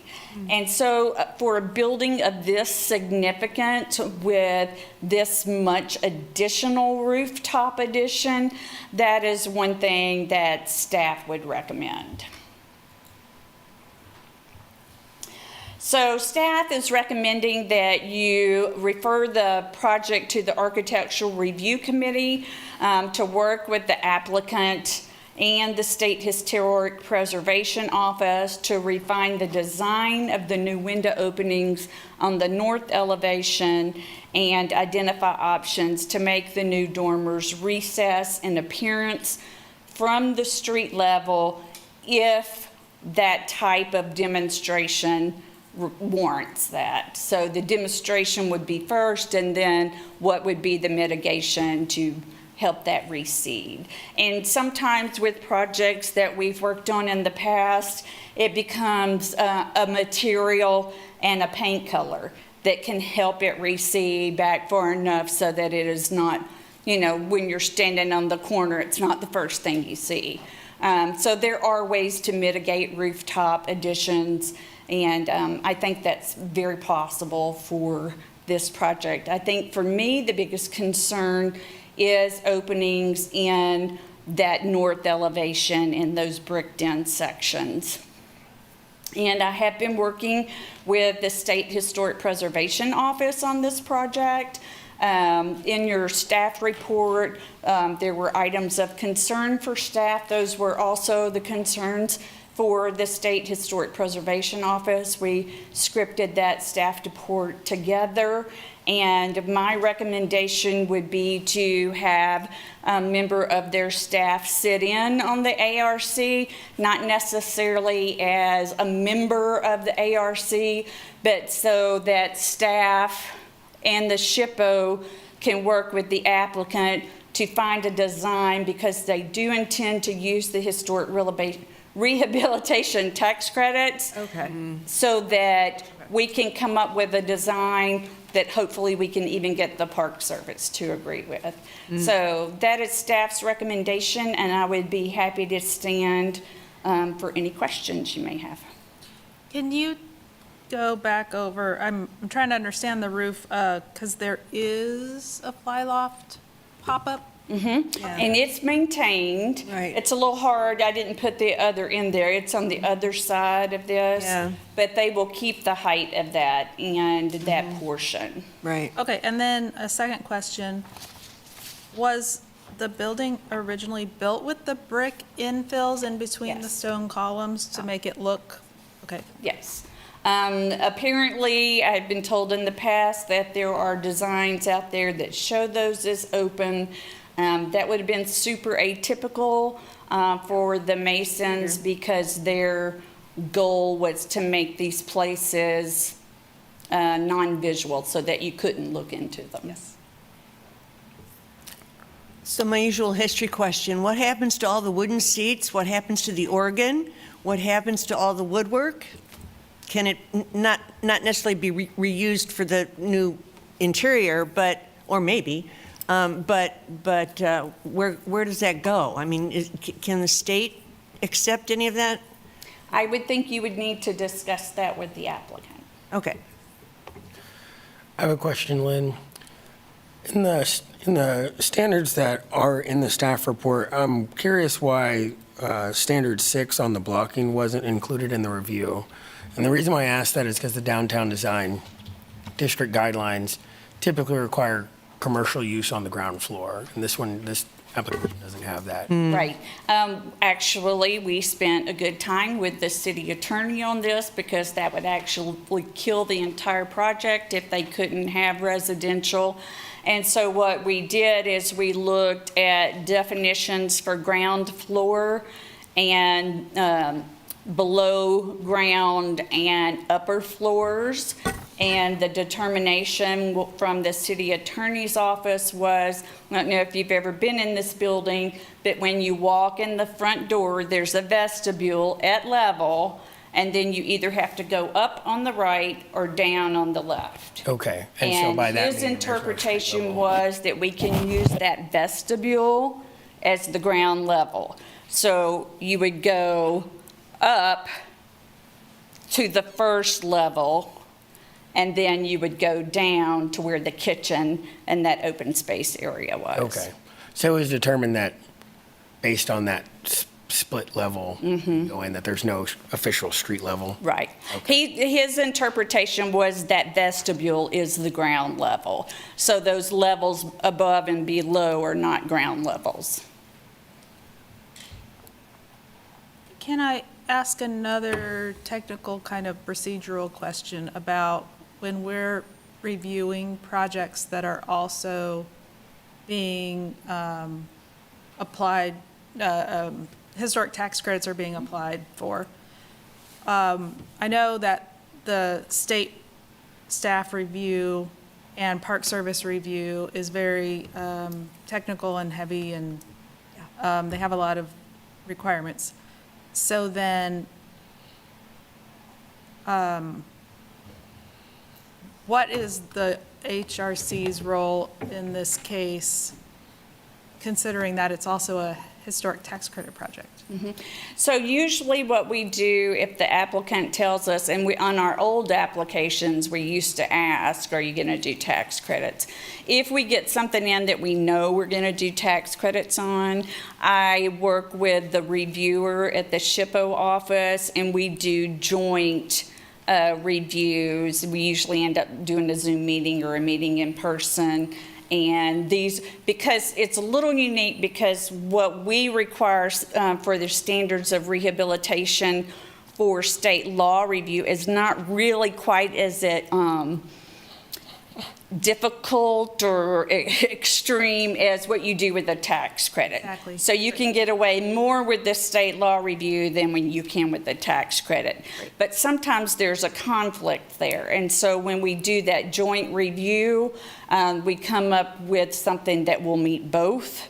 So that the applicant's not having to try to fix me, and then they say you got to change it, then it comes back to us. So we do those reviews concurrently. Okay, thank you. So is it true that for the tax credits, it's kind of all or nothing? Like the whole project has to meet those stricter standards or you're disqualified from the tax credits? There's some give and take. And Yeah, I know they work with you to try to get there.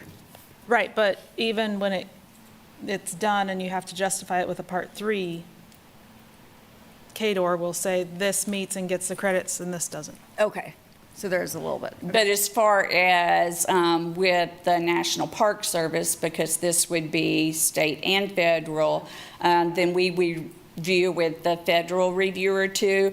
Like on this one, we have already sent up it's not really off the record, but it's a preliminary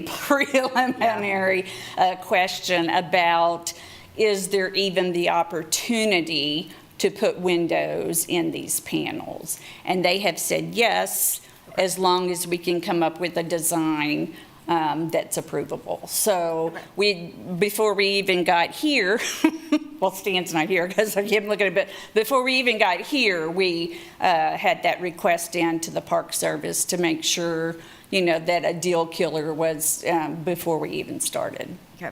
So that answered that question about, yes, there is a point at which you're approved or not, Yeah. but it's based on kind of intent drawings, not Great. 100% CDs. Okay. often. And so then you have to prove it after that. On the 3, okay. I just want to make sure it's like one of those where you're trying to meet it, and then you're like, oh, well, we're just not going to do tax credits. And so then I don't have that reassurance of it's going to get that stricter level of review. Well, I mean, you if see where I'm it- going with that. We will be on the same level with the state. They won't do a complete preliminary review. You can send, I think they limit it to like 2 or 3 items. But what we can do is if they send something back and require a change, this actually happened with the town hall. Turnhalla, sorry, it is the town, but it's the Turnhalla where the state and the HRC came up with the balcony that they thought was appropriate, Right. and the Park Service said no, and so we did that change administratively. It didn't have to come back to Okay. the full commission. Okay. I think that's all the questions for process. staff. Yeah. Right, would the applicant like to speak?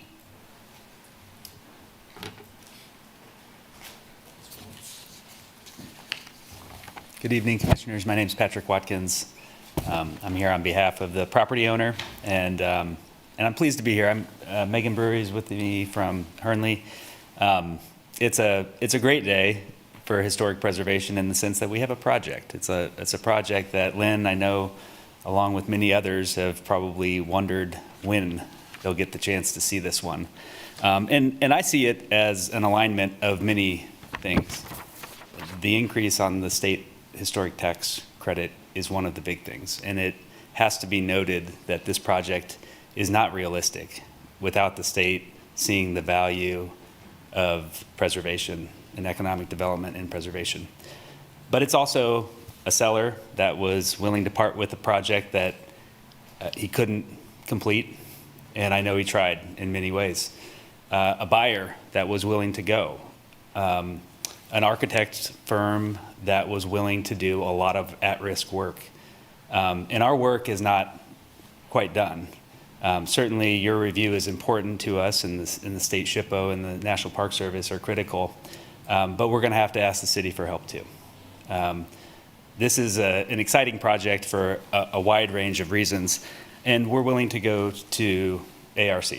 For sure. It's an important project. We look forward to your feedback. The one piece of the staff report that I need to note for your all's information and for Lynn's, and I don't know if you're aware of this, but we did receive feedback from the National Park Service. And like Lynn said, I'll start a little bit further back. When we first got under contract for this property, we did what I think anybody that's going to take on a historic project like this needs to do, which is to hire a historian to figure out what the history is. And luckily for us, we had a report by Paul Cavaniss that's like 100 pages long. It's amazing. And one of the things that you learn about it is that Jabez Watkins, in his time financed this. And he stated in ways that I'm not sure I know the source material, but Paul Cavaniss reported in his report that these are non-load-bearing window infill bricks, specifically so it can be converted into a bank if the Masons strike out. Right? And I can imagine the conversation. Okay, I'll do this, but only if we can make sure that we can convert it into something else. Gosh. There's a discussion about the windows that we'd like to have. And ARC can handle some of that. Yeah. But we learned about the history, and then we worked with Lynn to come up with a preliminary request of the National Park Service to look at this. And we asked for three things. Look at the layout, look at the windows, look at the elevator shaft. Give us some feedback, because we're not going to buy this if we can't put windows in it. It's not a realistic project. We cannot have a windowless building where people live. And they gave us some good feedback. It wasn't quite the feedback I was hoping to see, but one of the things that they said was that the layout was acceptable. It meets standard one, essentially. And they didn't say that in the state's regurgitation of this information to Lynn. They said it to us. So we have a bit of a paradox there that we're going to have to work through, because Lynn says that we haven't met standard one yet. The National Park Service has said that we met standard one. We are going to agree with the National Park Service because they grant our tax credits. But we'll work through this. And we hope to get full staff support. We hope to get architectural review support. It is a great project, and we have an alignment of many things. And we closed on the property. So we're totally in it with you. Yeah. We're excited to be here, and we're excited to take this through. There's an article in the paper today, you'll be reading about it, but we're happy to answer questions about what you think about the design. We know there's a discussion about windows. We know there's some other things to think about, but we'll solve them. Is there any way we can solve the windows tonight? Probably not.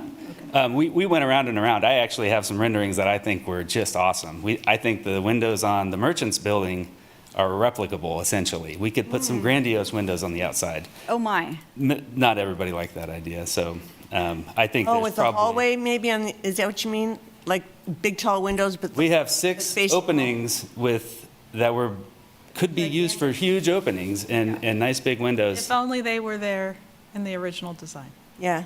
Well, they were. Jabez Watkins required it. He said. Watkins that- required it. He Well, wanted he a bank. required that they would be able to be there, but Right, is there a drawing? yeah. Why do we need a drawing? It was designed to have windows.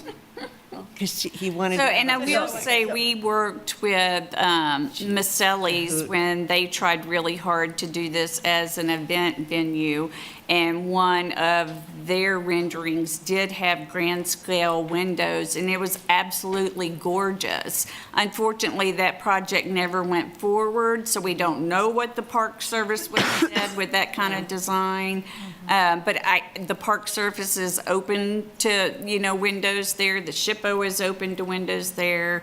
I begrudgingly am open to windows there, because this building, even that it had a short respite as a church, has been vacant for over 30 years. Yeah, right. So obviously, it's not going to continue to be an event venue, and we need to find a adaptive reuse that we can hopefully maintain as much of the historic character of the building that we can. Right. So because this is state law Very well review, said. we can look at the interior as well, correct? Correct, and that is where my conversation came in for standard one, because I will tell you, I did not think it met standard one, and my discussion with the SHPO staff, by the time I left the meeting, they had convinced me. So, and they used the Park Service. There are a lot of interpreting the tax credit bulletins, and Yeah. they have tremendous amount of resource, and we went through those, and they did convince me in the end. My concern is the Oregon. That's one of them. Do you want to go ahead and ask that? Well, yeah, so as a theater professor who knows stages and fly space above and so forth, so my biggest concern obviously is somehow saving the history of the tin roof and the chandeliers and the seats, the wooden seats. The organ is huge, and I'm not saying obviously that they go into the remodeled interior, but I'm just saying, where do they go? How can they be preserved for somebody else to use?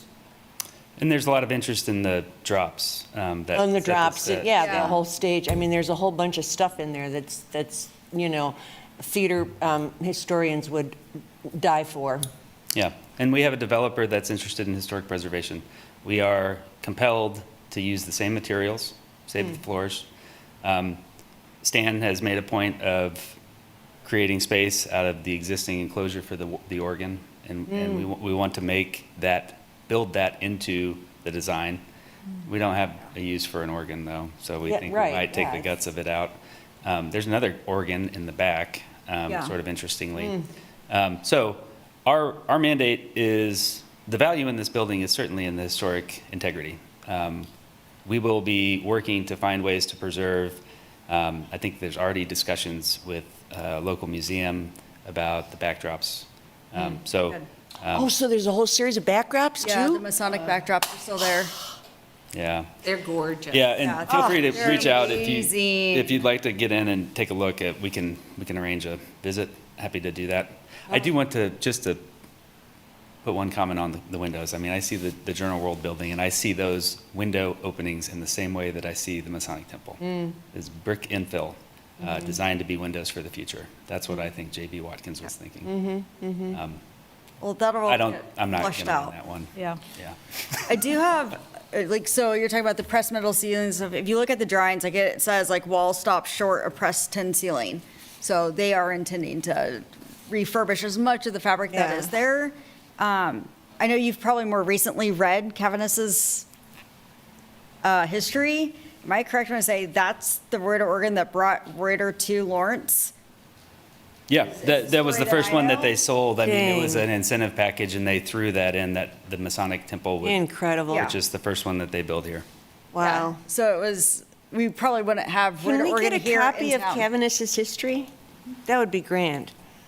So- Because so this is the there is- first time I've seen the interior, of the stage and the, et cetera. Oh, I grew up in I it. think that I heard Brenda say she was going to build a place in her backyard to host the organ. Aha, Get that in the plans, dang. pipes, they're Amazing. not too much. I got They're room not- for a storage shed that's Jeez. climate controlled and everything else. I mean, this is So just- I do have a question about its use and demographic for these apartments, because looking at the interior, I question some of the efficiencies of like the size of the kitchen based on the load of the use. So is this going to be like an H1 kind of facility based on who the owner is? No. I assume, okay.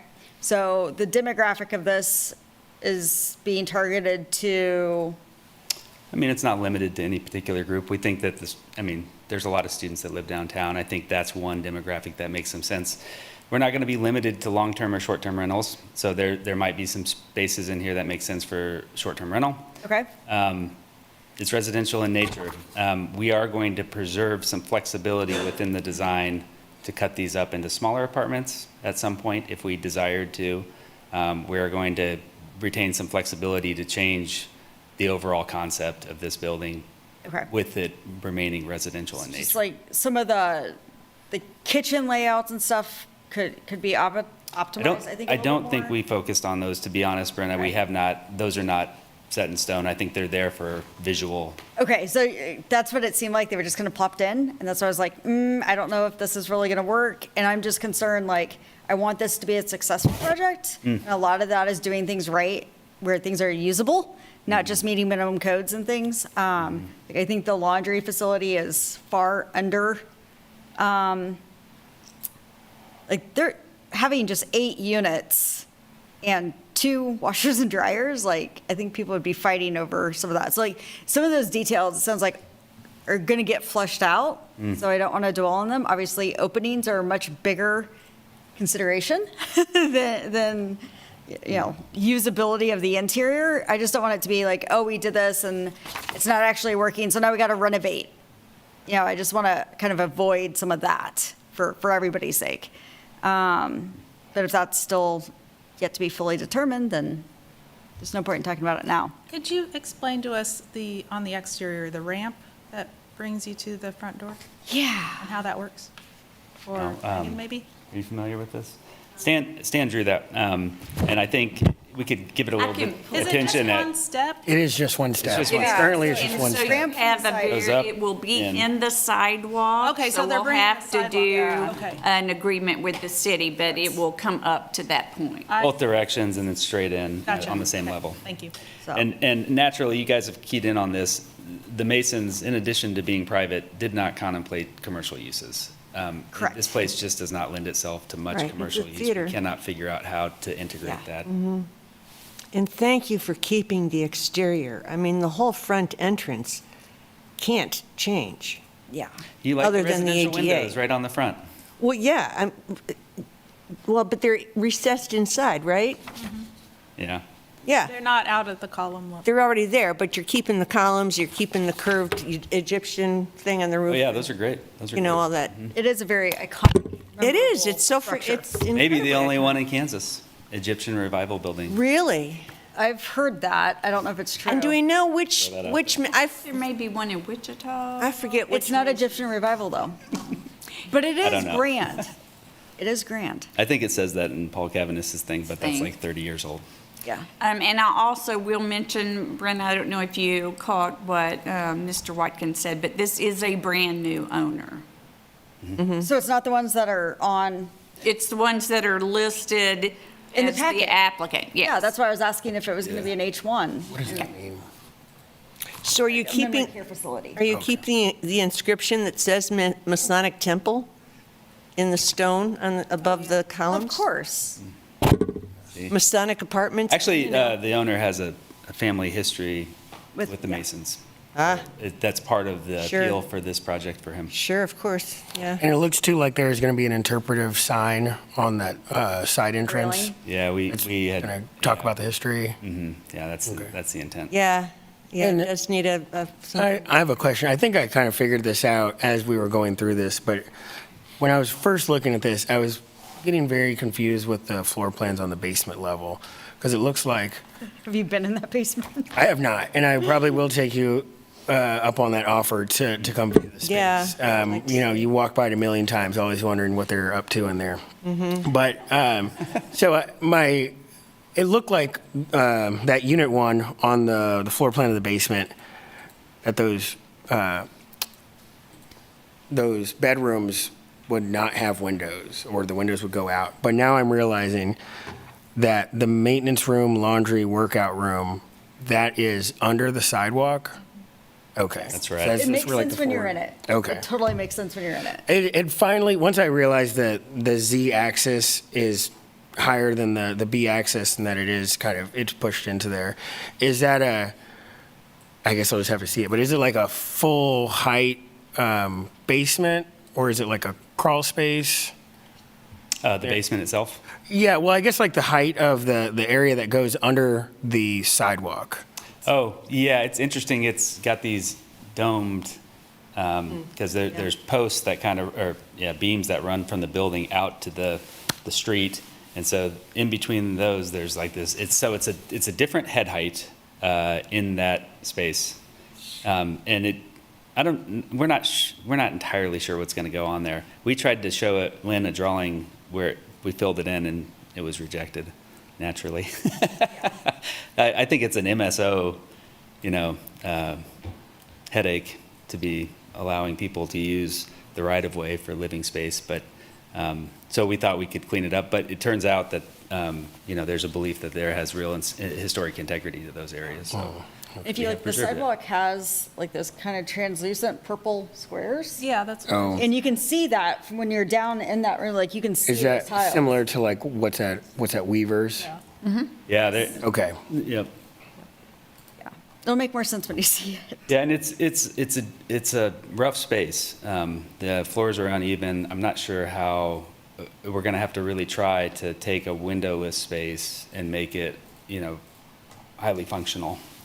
It'll be a real challenge for the design team there. So I guess this question's for Lynn on, so like if we wanted to do something similar to that red flag study to understand the view sheds of those proposed dormers, does that go to the ARC? Like, how does that bake into this motion? Staff would suggest that they be done before, but since ARC's only a week away, that may not be Yeah. possible. That is also, I don't know if you know this or not, but the SHPO is also requesting that study. So We might be able to get it done. I mean, it's just flags and, Yeah. Depends on weather. somebody's standing up, yeah. man, Yeah. up there with them, so. Yeah. I mean, strikingly, most people are not aware that there is a pretty significant gabled roof on the top of this building. Yes. You cannot see it. And Right. our dormers don't extend above the top of the gable. So, part of this, you'll be able to see it in person, but, we're pretty confident it's really hard Yeah. to see. I would like to see the results of that study at some point. I just want to make sure it sounds like multiple parties are asking for it, so it's going to get done. And we will bring that back with your ARC minutes and reports. That study will be in with part of that. Okay. So you can see that. And then, there's also the discussion of, instead of using lap siding, if you use stucco and paint it a different color, Great. sometimes that makes it go away. So we'll investigate all that. Perfect. All right. Public comment. Thank you, Pat.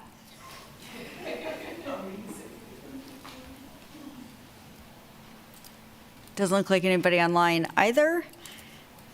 All right, back to the commission. I love this project. Yeah. I always thought those bricked-in areas of the north facade should be windows or were windows. But my experience with Park Service is that if you can't show them a drawing of what the window was or was intended to be, they're like, you don't have enough information. So that's why I asked if there was a drawing. It was not meant as a mean comment. Yeah, it wasn't your personal opinion. Yeah. That's why I want to read what Watkins said. Jeez. That's a hoot. There's Giving us- several safes in the building too. I think that was part of this. Yes. Yep. Several what? Safes. Like bank safes, vaults. Oh, geez, of course, yeah. Full disclosure, my father was a mason, and so I spent a lot of time in the basement and running around that building growing up, so. Oh, man. And my grandmother was, part of all, so, yeah. The Eastern Star or something, yeah. So, Order of the Eastern Star. yes, order. The reason I ask also if we could solve the window issue tonight is because in my experience, the Park Service and the state SHPO on tax credit projects are really stringent, and Yeah. nothing I say or do or my other architect cohort could say would influence that. And so if it is a tax credit project, I feel fully confident that our window questions will be answered Yeah. and solved to our That's where I'm at. satisfaction. But I think we still have to send it to the ARC procedurally to make sure all the right people are in the room at the right time. Yeah, if that's something you've already set up, but my Yeah. problem is I'm not in town at noon, I'm on a plane back. Well, if we need to reschedule that meeting, we'll just put a notice in the paper and reschedule it. Can you zoom in? Can we do it the next day? We would still just need to put it in the paper. I haven't verified for them, not knowing what your decisions were going to be. So we will need to verify when they can be there as well, and likely on Zoom for them, but. Yeah, I could zoom in, well, I can't zoom in if I'm on a plane.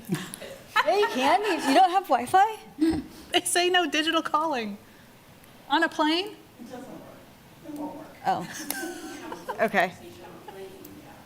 Okay. We will work it out so we can get the majority there. I swear I've taken. And the other question staff had for your discussion before you make nominations or a motion is that typically we have two architects on the ARC. Obviously, Stan cannot serve on this ARC. Staff was comfortable with just having one architect and then the representative from the SHPO. While they wouldn't technically be part of the ARC, they would have that expertise. And so it would just be Joy and me and then one or two people from the SHPO on this ARC. I'm let me- perfectly fine with that. Yeah, tell me if they are available at that time, because I could push my flight so I could do a Zoom call. I will find out. The earliest I can talk to her is on Monday because she's on vacation, but I will find out as soon as possible and coordinate with you. All right. Well, if there's no other discussion, I mean, as soon as I asked about the tax credit, I knew there's going to be a lot stricter process than what we're going to achieve here. So I'm just like, okay, you guys are going to get it worked out, and it's going to be appropriate, and it's going to be great. I think the concern with this one was it took a lot longer with the turn holla going back and forth and back and forth. And this idea would be one straight line, and when we get to the end of it, everybody's happy and move forward. Yep. Yeah. All right, is there any motion? You want me to do it? Sure. Okay, I move that we refer to the project to the Architectural Review Committee to work with the applicant and the Historic Preservation Office to refine the design of the new window openings on the north elevation and identify options to make the dormers well, we didn't talk about the dormers. Well, we talked about the red study, flag and the red flag study of the dormers. Oh, right, to make the dormers recess in appearance from the street level. I would second that. All right, all those in favor say aye. Aye. All those opposed? Passes 5 to 0 to 1. One abstention. Thank you. Oh, that's great.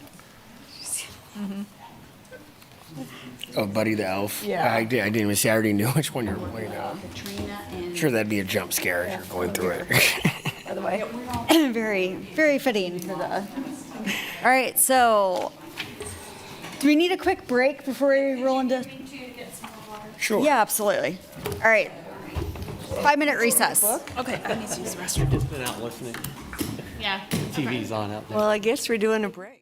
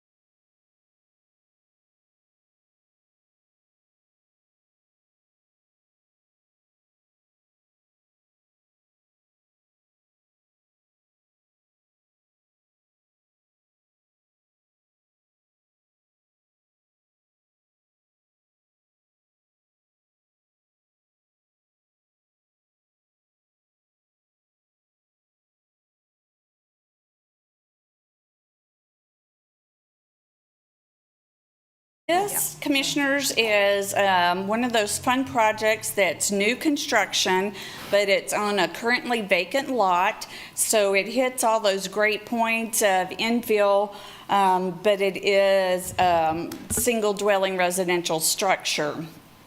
It is a certificate of approval because it's located in the context area of the Edward House at 1646 Massachusetts Street. This is the property location. If you'll notice, it's way up here at the top, and the 250-foot context area just barely clips the lot. However, when it's a vacant lot, the whole lot becomes part of that context area because you never know what development may or may not intrude into that context area. So it is a full commission review and in the context area. This is the vacant lot. Many of you may recognize it. There's church here that's been adaptively reused, and they're doing a nice infill here on this lot. Here is the site plan. If you'll notice, they're making really good use of the space. It's a very small house.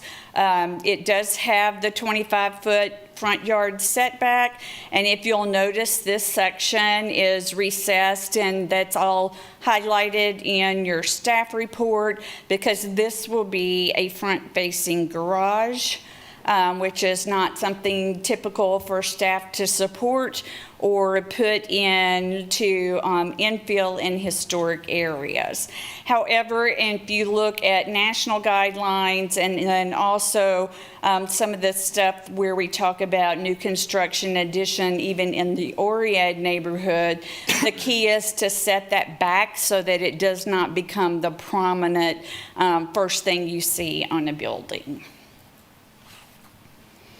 I have to tell you something that's a little exciting about this project. So one of the things I loved when I first got into preservation was Sears and Roebuck houses. And I don't know how many of you know much about that, but they were basically kit houses that were shipped on the railroad, and they got to the destination, and you had a barn raising, everybody helped, and they built a house. We transitioned from having the whole kit to pattern books. And so we had a huge section of time where everybody picked patterns from the pattern book. Well, that still exists to a certain extent, but you buy the rights to the the architect drawings to be able to build those. That is what this house did. And what the applicant did is go through and look for things that he thought would make this compatible with this particular context area and meet the needs of his development. And while we're looking at this rendering from the pattern book, there are a couple of things I want to point out. One is that, yes, there's your front-facing garage, but we also have a porch that is in front of that. The other is that this photo uses board and batten siding, and the applicant's preference would be to use lap siding. It'll change the appearance a little bit because I think it'll take away from that verticality. But when I went and looked at what is in this area of the context area, it may not need that verticality. So those are just a couple things I wanted to point out. This again is that front elevation, and when you go through the steps in the staff report talking about what the guidelines are and what, those benchmarks are you need to hit. The only one of concern for staff was that it's not built on a raised platform, which is what we would usually see with a historic structure. However, there are several houses in this block that are built slab on grade, and that makes the most cost effective and for this design with the garage attached to the house and it being a front facing garage for the actual construction of the house.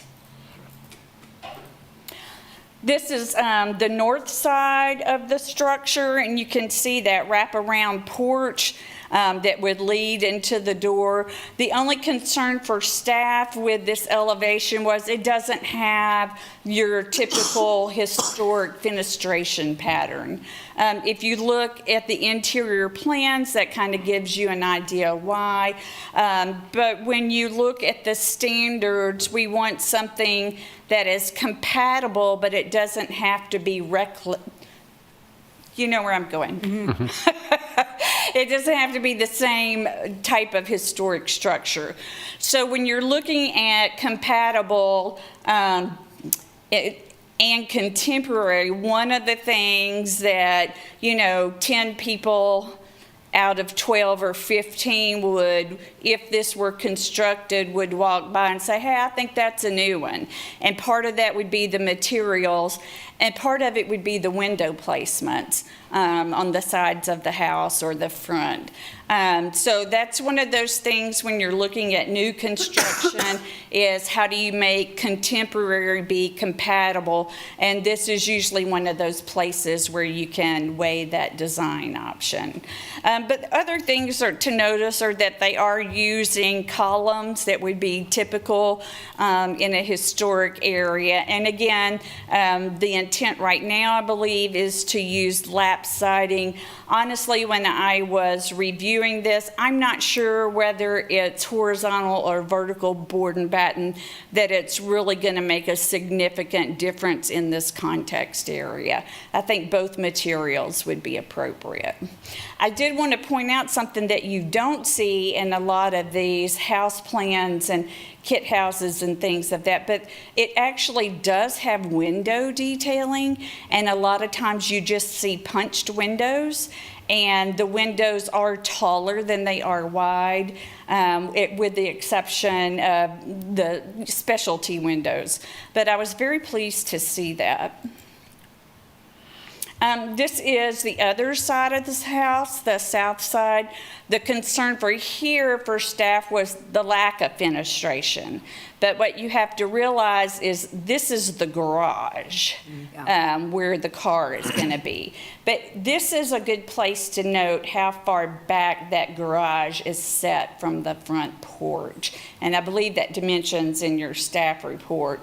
But it really does kind of push that whole third of the building back so that that's not the first thing that you see when you see the house. And this is the rear elevation, and I was pretty excited about that too. I usually don't get too involved in rear elevations because it's not from the public right-of-way, but it really has, I was excited to see the overhangs are something that we typically look at in new construction, and then again with the columns and the tall windows. So I think it meets the majority of the design guidelines in Chapter 22. This is just showing the rear, which I thought was a really nice. And then that would be your front on the left and the rear on the right. But here again, you can see where this whole section is stepped back. So this is recessed. And even this roof shed is pulled out a little bit. It's kind of hard to see. So the door is actually recessed beyond that front pillar for the garage as well. Staff would recommend that you find the proposed project meets the standards of review in Chapter 22, Section 22-507, and the design criteria in Chapter 22, Section 22-508, and issue the certificate of approval for the proposed project.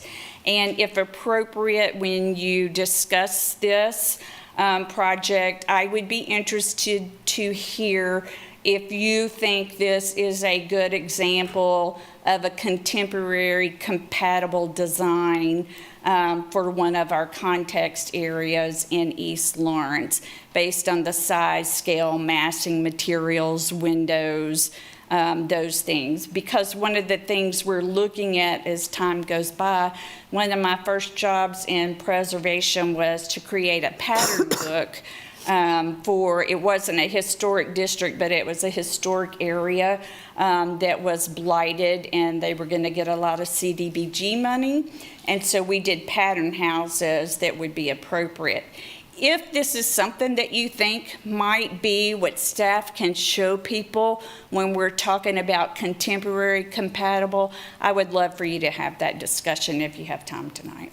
And with that, I'd be happy to stand for any questions you may have. Well, in answer to what you just said, I think it's quite compatible for the 1600 block, but I'm not sure I would, approve it necessarily as an example for the 600 block in East Lawrence, or the, 400 or the 700 block. I mean, I think it's context within context, Right, and I didn't mean like this exact house, but I mean with these kind of ideas, because staff almost never recommends front-facing garages. If Right, there's any yeah. way to get them on the side or the rear, Because the that's... further south you go, you get, more craftsman type homes and stuff. One of the considerations for me on this one is the property directly to the south has a front-facing two-car garage, and so they exist in this context area.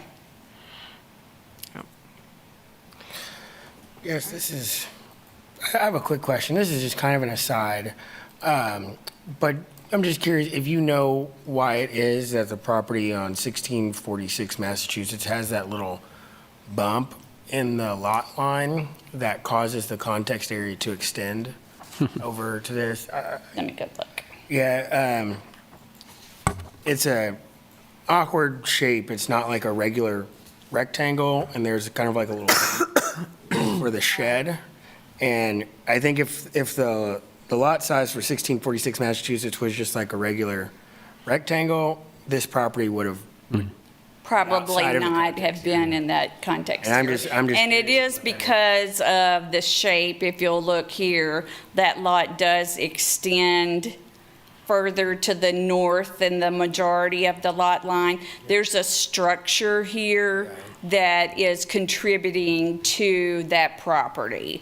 And so that's why it's all included as a property and then with the associated context. Okay. My guess would be that the 1646 lot may have gone all the way from Massachusetts to New Hampshire, and it was just wider on that New Hampshire side, and then the 1637 New Hampshire got sliced off, and it left that little nub sticking up there. Another question I have, just in thinking about, I think that the application looks fine, but in taking into consideration front-facing garage versus one that faces the alley, this block doesn't have an alley. Right. However, there is like a kind of gravel driveway that goes behind the church just to the north. It kind of creates this drive-through.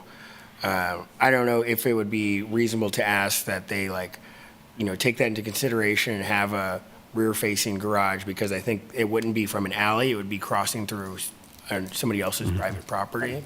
And we actually had a discussion about that. This property here, the 1601, may also be redeveloped with infill. And so they would have to do an access easement with these two properties. And typically there is a cost associated with those that is not minimal most times. And this property is, if you can tell, it's very narrow, and to get the house, because one of my ideas could you do like a portico share and then have the garage in the back, and we couldn't make the dimensions work. So it was a cost consideration and the landlocked situation. So, Lynn, do you know, is the 1613 lot large enough that it could have an ADU, or could it be? Sure looks like it on the site plan. Okay. I mean, just eyeballing it. I think it's I didn't measure the lot stand, so There's I'll have to go 43 back and look feet at it. between the lot line and the back of the house. Right, but in terms of the minimum lot size for even for a two dwelling unit, is there a minimum lot size for that, or is it just the, I mean, is this R2? I would have to look it up. I think it's R2, so they'd have to have 40 feet of frontage. Okay. And Which and I it's a believe 40 they have. And it's a 43-foot lot is what I'm hearing. Okay. But they're coming in with just a single house. Correct. Okay, 42, there we go, 42 feet on the lot. Okay, It is R2 zoning. okay. I mean, I would love to see more of these smaller houses on smaller lots Yeah. be our idea of infill rather Exactly. Yeah, than other yeah, options. for sure. I think And duplexes and. for that, all intents and purposes, this is a good example of that with Yeah. asterisks as to why the front-facing garage is okay, because like, my knee-jerk reaction at first was like, no, you can't do that. But under these conditions, with the house next door having, like, Yeah, being and, landlocked and. Yeah. I think it's a great example. yeah, and I guess my point is that it's a proposed development that's not going to the extreme of trying to maximize Yes. everything onto it. Yeah. And, Yeah. I mean, that happens a lot. Yeah. So I appreciate that it's a single-family house and not a two-dwelling unit or I mean, they could come back and add an ADU later, but, you know, it feels like a nice, small, Yeah, we really House. need smaller homes. Yeah. Period. That's what we need. This, to me, was like a replacement of what we're losing so much. yeah, we are losing a lot of them. Yes. Yeah, for sure. Minus the fenestration, kind of, or lack thereof, on that right side elevation. But yes. I mean, that was kind of on topic from City Commission on Tuesday was, you know, we're going to see a lot of smaller houses coming in for a demo request. Yeah. And it's not going to, the replacement's not going to be a small house like this. It's going to be a two-unit dwelling. Yeah. So, and there's going to be a lot of them. Yeah. Sadly, yes. Yeah. Really sadly. All right, I guess, is the applicant? The applicant could not be here this evening, but I can try to answer any questions you may have. So is this building for the applicant, or is the applicant planning on selling it to a homeowner or renting it He's planning to sell it if he can. to a homeowner? Yes. Well, I mean, I don't know. you Well, know, Yeah, that's true. To someone. to someone. Someone, yes. So I love it, building a kit house as a spec. Okay. Which is great, you know, Yeah. and there's some great, even front back, 2 units on one lot. Nashville's got a lot of great designs, and, you know, if we can achieve our density that way instead of building, you know, lot line to lot line, huge structures. That would be It great. would be much helpful for our historic areas. Yeah. Yep. All right, Or green space. I guess, is Are you there ready any for more a motion? discussion? Oh, I'm sorry. Yeah, public comment. Public comment. It's a great design, fitting good with the neighborhood. I drive by there frequently on my way to parking behind Cotton's. I agree with all the points being made here. This was a refreshing thing. I saw it and I went, whoa, I like it. I like it a lot. And I think the pre-planning in terms of the garage, the attached garage, is adequate to allow it. I concur. All right, is there any other discussion? Don't think so. Motion. I'll move, if I can find it, that we find that the proposed project meets the standards of review in Chapter 22, Section 22-507, and the design criteria in Chapter 22, Section 22-508, and issue the certificate of approval for the proposed project. Second. Boy, we're jumping on it, man. Who was the second? We'll give it to David. All right, seconded by David. All those in favor say aye. Aye. All those opposed? Passes 6-0.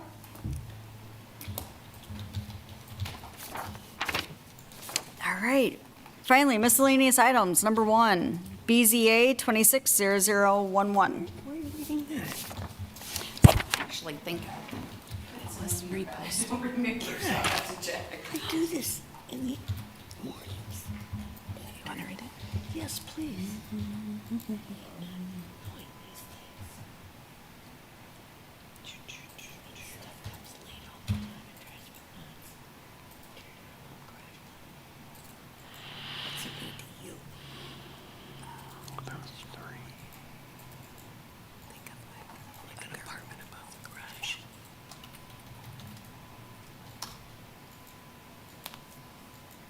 Bear with me for one moment. I think I put the drawing in here. Yes. Okay, so this is a BZA application for a setback variance for a property at 1103 Connecticut Street. The reason they are applying for the variance is that they would like to demolish the existing historic two-story barn structure and build a new structure that would support an ADU. It is in the context area of the Rodi Delahunty house at 1100 Rhode Island Street. So I need to abstain from this one also. Thank you. A lot of help you are. The variance is, just to give you a little bit of background, and there's been some going back and forth with the applicant because this is a little bit like a chicken and an egg situation. So the variance is a setback variance from the required setback for an accessory structure. When we transitioned from the 2006 development code to the new development code, there are specific setbacks for accessory structures on lots now. The setbacks for accessory structures along alleys in the 2006 code did not have an expanded side yard setback, even if it was an exterior. And so because he wants to construct this new structure in the place where the existing structure is, he is required to get a variance for his side yard setback. And let me show you what he's proposing first and then give you a little bit of information. So this is the property location here at 1103. This is the Delahunty complex with the garage stable area being back here and the house over here. So if you look at this, the house is here, and this is the very large structure. I apologize, I haven't been out there to take the site photos yet. This will be coming to you in your May HRC agenda item for the demolition and new construction of this structure. Staff has not made an evaluation at this time whether or not staff would support demolition. It will be a lengthy discussion in your staff report and our evaluation because general appearance does not indicate that it's beyond repair. Having said that, I told you earlier I was ready to lay down in front of the Art Deco apartment complex. So sometimes when you get inside, things are a lot different than they look on the exterior. So we've not made that evaluation yet, and I have not looked at the drawings for the proposed new construction. The proposed new construction would be in basically the same footprint as the existing, only they would meet a 5-foot required rear yard setback from the alley. So this is what the applicant submitted for their Board of Zoning Appeals application, where they would move it so they would have the required 5 feet here on the south property line, the required distance from the alley property line, and they are requesting a setback for this side exterior setback because under the new development code, it is 20 feet now for an accessory structure, which if you look at most of our, no, it's 10 feet. Ellie, can you pull that up? I think it's 10 feet. This is R2. Between where he starts here to his property line, he does have that 10 feet. But he wouldn't have the required new side yard setback. And I have Exterior, correct? exterior side R2. 25 feet. It's 25 feet. So he would be needing to reduce, if he came all the way down, I don't think I have that one in here, but if he had to come down 25 feet, he would be about here and would not even have room for a standard one-car garage. So that's why he's seeking the variance, so that he can build, this is kind of the outline of what he proposed his footprint would be for a new garage. But it's the same as the existing? No, it is moved slightly to the east and slightly to the north. And it's more square than rectangle. It has a bigger floor plate. Under Chapter 22, before a project is taken to the Board of Zoning Appeals, the project has to be allowed to be presented to the Historic Resources Commission for review and comment if the commission chooses to comment. So your action item could be to take no action, it could be to provide comment, or it could be to provide support or non-support. One of the things that staff had thought of, maybe, a compromise, not saying that you would approve the demolition because that needs to be thoroughly vetted, but that you would approve a similar setback that's in the historic area from like the 2006 code. That's up to you. I don't know if you want to get into all those setbacks, but that's certainly something that you can do. Personally, I'd rather see the process finished before we make decisions. Lynn, I have a question for you. A lot of these alleyways in like the original town site plan are like they don't meet the code or setbacks, so when it was constructed, it was probably, up to par, but now they've kind of moved what is needed, what is it that the alleys are supposed to be wider now if constructed? Okay. Yeah, I think it would help to, when we see this come before us with like the proposed plan, would be better for us. I don't have a comment. And I think the applicant was just struggling. To come to the HRC, there's no cost. To go to the BZA, there is a cost of application. And I think he is struggling because if he gets denied at BZA, he has no project. But then if he gets denied here, he has no project. So, it's kind of one of those things where at some point you just have to pick a starting point to get through the process. One of the things the BZA could do is a conditional approval, based on the HRC outcome. They have done that in the past. The key thing to remember is that zoning variances go with the property. Right. So even if he doesn't do something at this time, 20 years from now, if we still had the same development code with the setbacks, that variance would still be appropriate regardless of what gets built.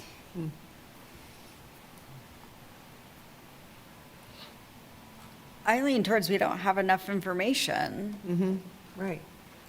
to comment to BZA to recommend or not recommend until we know the viability of the existing structure. Well, And then to go back with Yeah. yet a bigger structure. I do like just looking at the aerials that he is kind of pushing it in, widening the alleyway, because I do think it does get really pinched where he's at. So I'm not opposed to, because like if you look at the other two adjacent accessory structures, they are closer and like deeper into the property. So I think it would be good for people turning out. I think the view, I think safety-wise, it's good to have more space. So I'm not opposed to increasing from 0 to something. But I don't think I am ready to tell BZA one way or the other. Well, can we comment and not say we approve it or, yeah. Right. You can make any comment that you want. We can comment by saying, should the existing structure be deemed infeasible to restore, then we would support the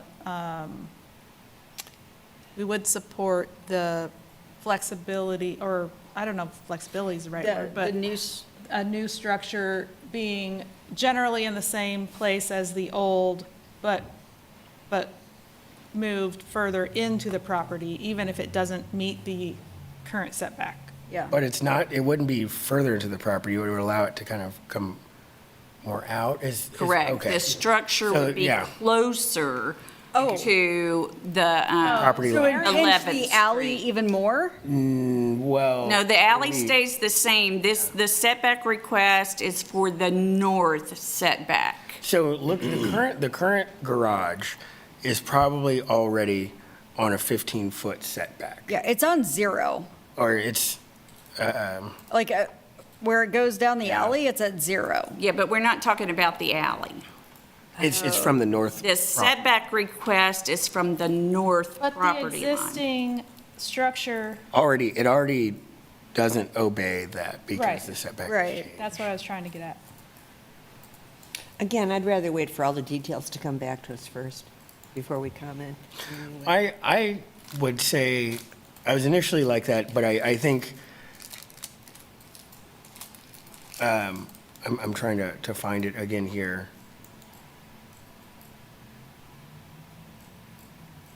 I know, I think if, it does come back before us with the proposal for like a demolition and construction of new structure, there will be some conversations that we'll have and questions that we'll ask, but I don't think the setback will be the thing that we will really Right, harp over. that won't be the, And I think just understanding that the way that this is laid out on the old plan, it doesn't, the 25-foot setback, does not take into account the town that was platted in the 1800s. So I don't think I would have any issue with that.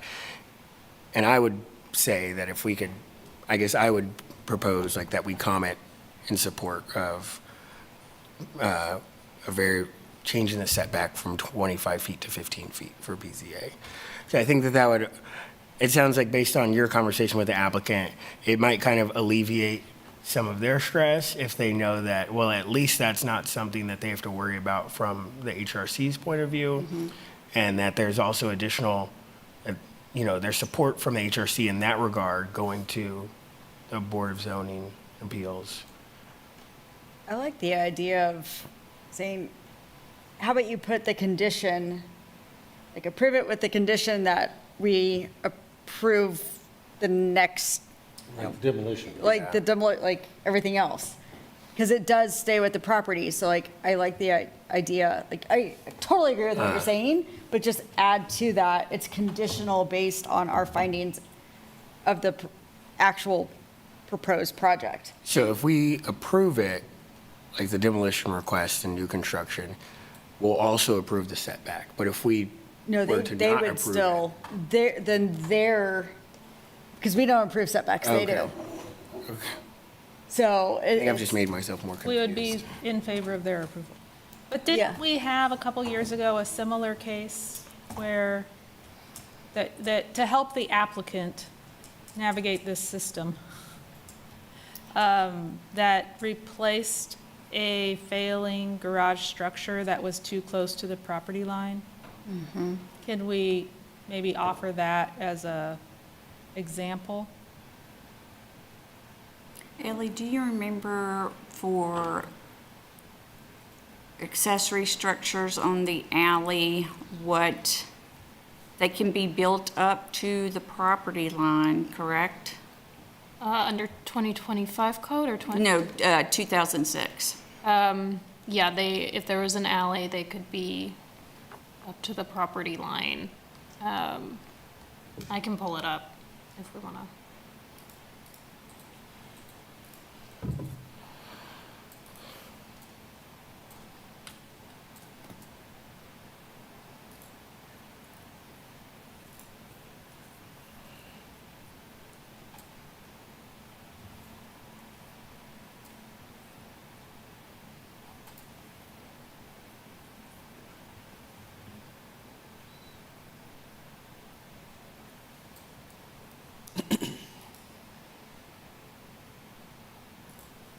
I think I remember, I'm totally changed all my numbers to the new development code.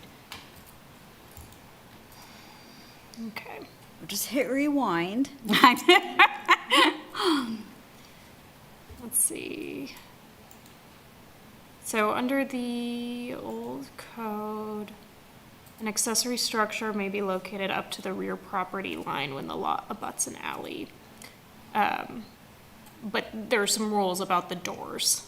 Right. Yeah. But what about the exterior side? Does The it say? exterior side, Would it be 5?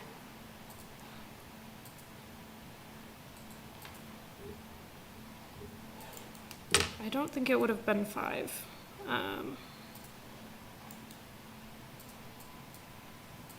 5 would have been for the interior. So it would be 10 then for exterior side?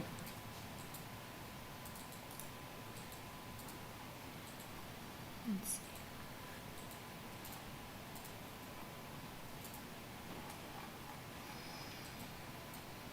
I think it would have been 10. That would have been the regular exterior side setback. If there wasn't an adjacent front yard. Right, and it would be rear to rear, so it would be So 10. the 10, I believe. So one thing you could do would be to support a variance that would allow a setback reduction to the location of the existing structure on the condition that the HRC would review the design. Because technically, it's a non-conforming structure Right. right now because it doesn't meet the setback. So if he got a setback of wherever it is now, which I think is just right on the hair of 10 feet, then he could, that would make that structure conforming. So that's an option as well. But we have two decisions to make on whether or not to demolish the existing structure and then to allow him to do a, And that will be on your May meeting. right, yeah. But if it's too confusing and you don't think you have enough information, you can absolutely just choose to make no comment. I think that might be That's my preference. kind of, yeah. I like the comments that Yeah. you said. I do feel like it would be great if we could give this applicant a little peace of mind. But I don't really feel like we have enough to tell BZA we recommend one way or another.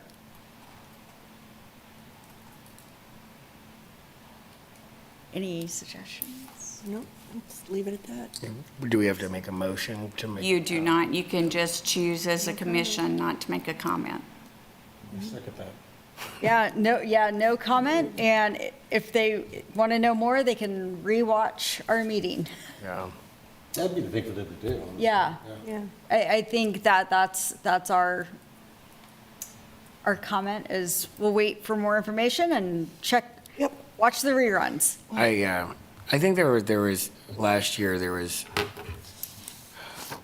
an application that came through, and it was like between 9th Street and Campus where they wanted to do some construction or reconstruction on the alley side.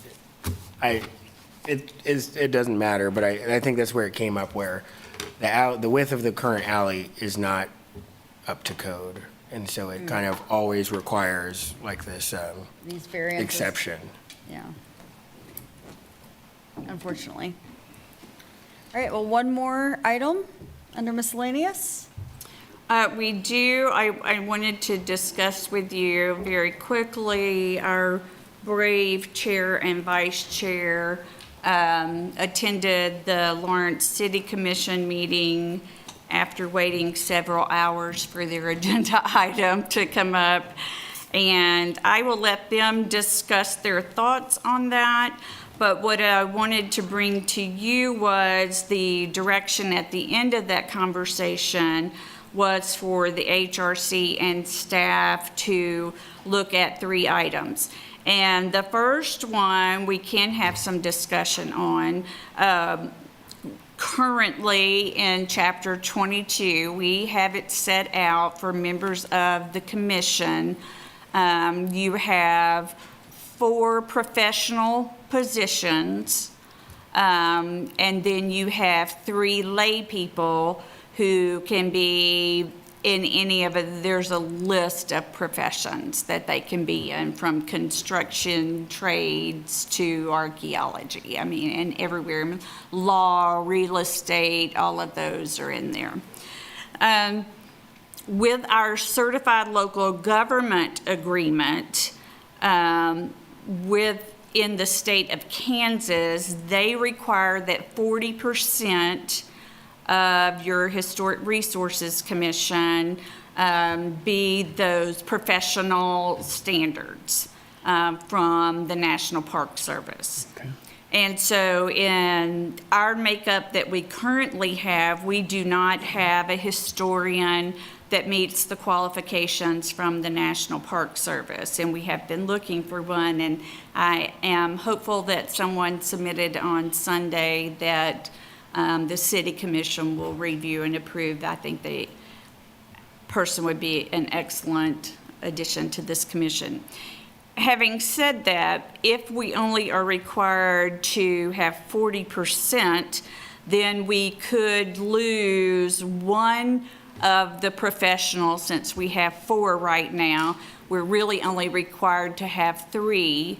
So we could move one of those professional positions to a lay position with interest in one of those myriad of occupations. The reason historically the HRC has had that extra person is so that we have 2 architects on the commission.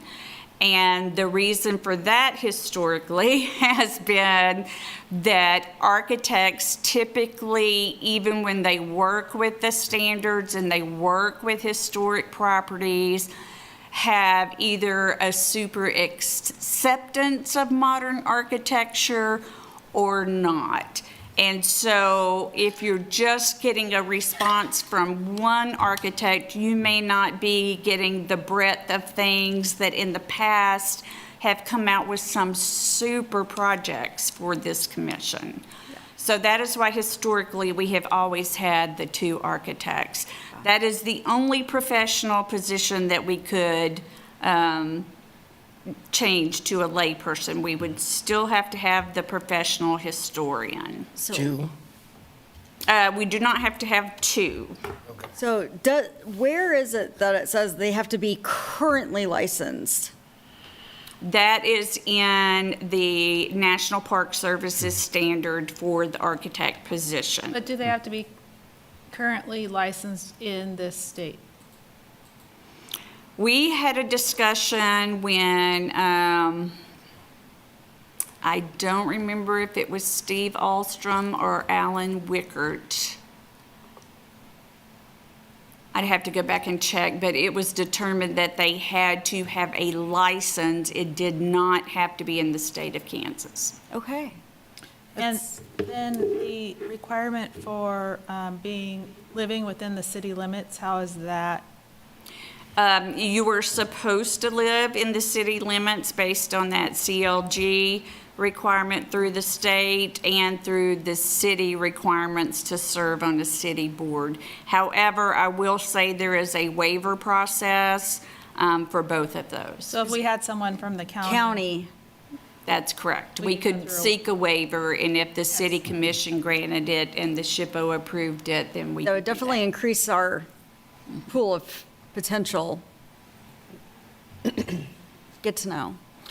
But, so, right now, the commission, we have 2 architects, Joy and Stan. And then, which one of us counts as that criteria 2, the professional and the preservation-related field? I'm an architectural You're an historian. architectural. Brenna is the architectural historian, and then you are considered the other one as Okay. conservator, I believe, is that how we Okay, classify you? I thought that I would count it as the criteria 3. I guess you said, so if we wanted to change it so that 4 of the members could be either professionals or laypersons with like that criteria 3, it would have to be a reduction of the, We'd lose an architect. we couldn't take it from the criteria 2, the preservation-related? We could suggest that to the city commission. The challenge with that is that architects are very specific to architect-type things. And when you have those 2 other members, one of those is a historian, so that's a totally different perspective. And typically, the other one is still involved in preservation, so they have that kind of history. It's not necessarily that you need to be a historian in Lawrence, Kansas history. The idea is that you have a historian or other professional in the related field that went through a process where they had to learn how to evaluate history. And so you either had to write a thesis or a dissertation and know how to do historic resources and have that overall mindset of, you know, how history's changed, how do you tell what's important, those kinds of things. Could it be that the writing in chapter 22 be adapted, so instead of having 3 different criteria, there's just one criteria that says that 3 of the members shall be architects or professionals in preservation-related fields? And then the secondary category criteria would be 4 members who shall be either professionals or laypersons? So we could remove the distinction on whether you can be a historian or an architect for the preservation, and have that be like that it's depending on, the reason why I ask is because, you know, in 3 years' time or 6 years' time, this board is going to look completely different, and, you know, we may have a bunch of architects who want to serve on there and not as many historians. I guarantee you that will never happen. They just don't physically exist. Yeah. Well, I just, you know, I understand the value in having kind of 2 of each. And I think maybe just kind of having the overarching, like 3 that represent history or architecture can kind of leave it more open to interpretation a couple years down the road.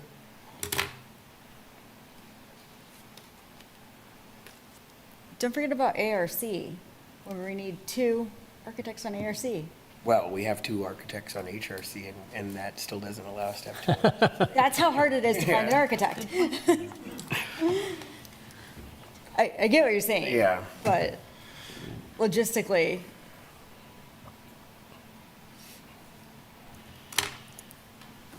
I mean, yeah, it's hard to tell exactly like kind of what the outcome would be in changing this. yeah, just go. This is miscellaneous. So, yeah, we're done. Yeah. So really, if you go to the, just the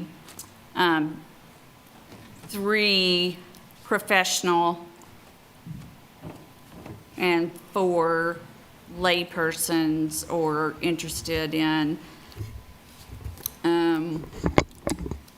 that you would just try to designate those two architects and the historians as your professionals, and then have a mix of your lay people with an interest, and so that would put your architectural historian down into that fourth spot instead of up in the professional. Does that Yeah. make sense? I don't think that's going to work out well. Yeah. And we're doing this because We haven't been able to fill our, This is a directive from the city From the city commission to commission? discuss the Yeah, well, we makeup don't- of the commission. we're a little town. We don't have, as you say, Brenna, we don't have the people. yeah. I think just being able to open it to the county, I mean, that already, I can think of makes a lot of 3 sense. people that already would help, like, be potential members, right? That aren't potential members right now because they live out in the county. So I think that alone would help quite a bit. I feel like there are a lot more architects in town than people are realizing. But I not mean, willing to serve on the HRC. well, I mean, that's the issue. Yeah. Yeah. it's- That's the issue. And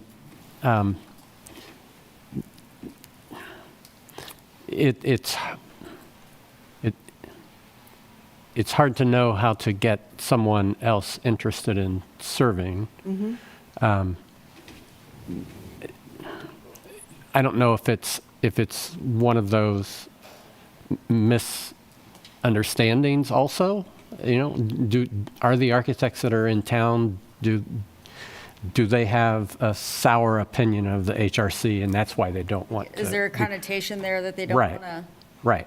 Well, and I've also had that confusion with the historian position, because people say, well, my history master's or PhD is on Paul Revere. Right. And so that is not the Park Service's goal for a Historic Resources Commission. You don't have to be a historian on the history of that community.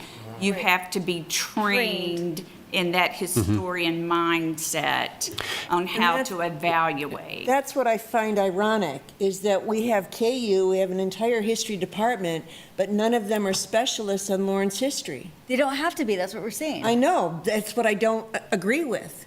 I just find that to be, paradoxical or something? Do you know what I mean? Yeah, they can talk about Paul Revere and Ben Franklin, and they can talk about World War II, but they don't know who J.B. Watkins is. More They about don't know being the able to story. conceptualize the history. Yeah, it's to understand context. Yeah, well, it's just my I think your beef. problem is you're taking issue with how the KU faculty and the history department Yeah. is compromised. Yeah. Right. I agree with that comment, but And they're not going to serve because they don't get any brownie points for serving local.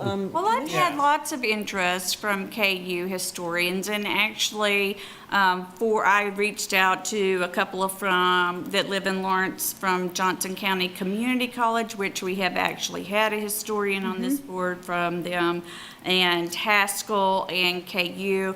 I got a lot of good response. Time commitment is a huge thing for most of them. Exactly, they're busy, they're Yeah. teaching, they're publishing. So- About Paul Revere. I don't know, this counts as service for me. I don't know what it does. Yeah, it Oh, would does it? count for community, like, it would count in the architecture department, but So on the architect side, there's not a requirement that that any of the architects have experience in historic preservation, right? It's the same kind of thing. Yeah. It's the professional knowledge that you're seeking, Right. they not. just have to have a license. Right. So I don't know if the architects in town realize that. Maybe people don't want to join because they don't think they have The Yeah. either the credentials or the expertise. But a lot of the things that we're looking at, it's more general in nature than it is specific. And we have guidelines. It's not like we're making it up. We're looking at, here's the design and here are the rules, and does it meet the rules? And so, that should be easy for someone to understand. So, I don't know. It And seems like we should had be able to get architects in the architects. past that were not historic preservation. Yeah, right, Yeah. right. I just think it would have been nice, like, I still don't understand how Dave Evans was able to serve, because he was fantastic, but he was retired. He didn't have a current license. I think he had kept his license. So you don't have to be employed using your license. You just have to have one. Oh, You could be have an to be, emeritus. the way it's written is recognized by the professional standards in the field. Yeah. Okay. Like, to use the word architect. Yeah, you have to, yeah. You have to be a licensed architect. You can use it with a little a, but not a big A. Yeah.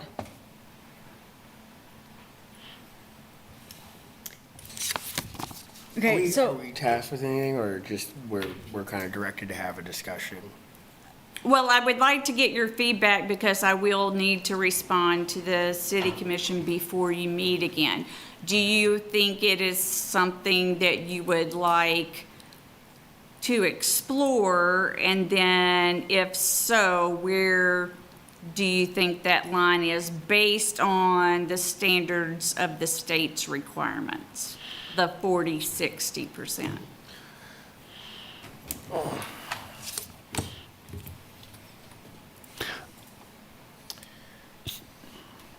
I think just opening it up to the county residents. Well, technically, we can't do that, but if you knew someone from the county that wanted to be on the commission, they Okay. can apply for a waiver. Okay.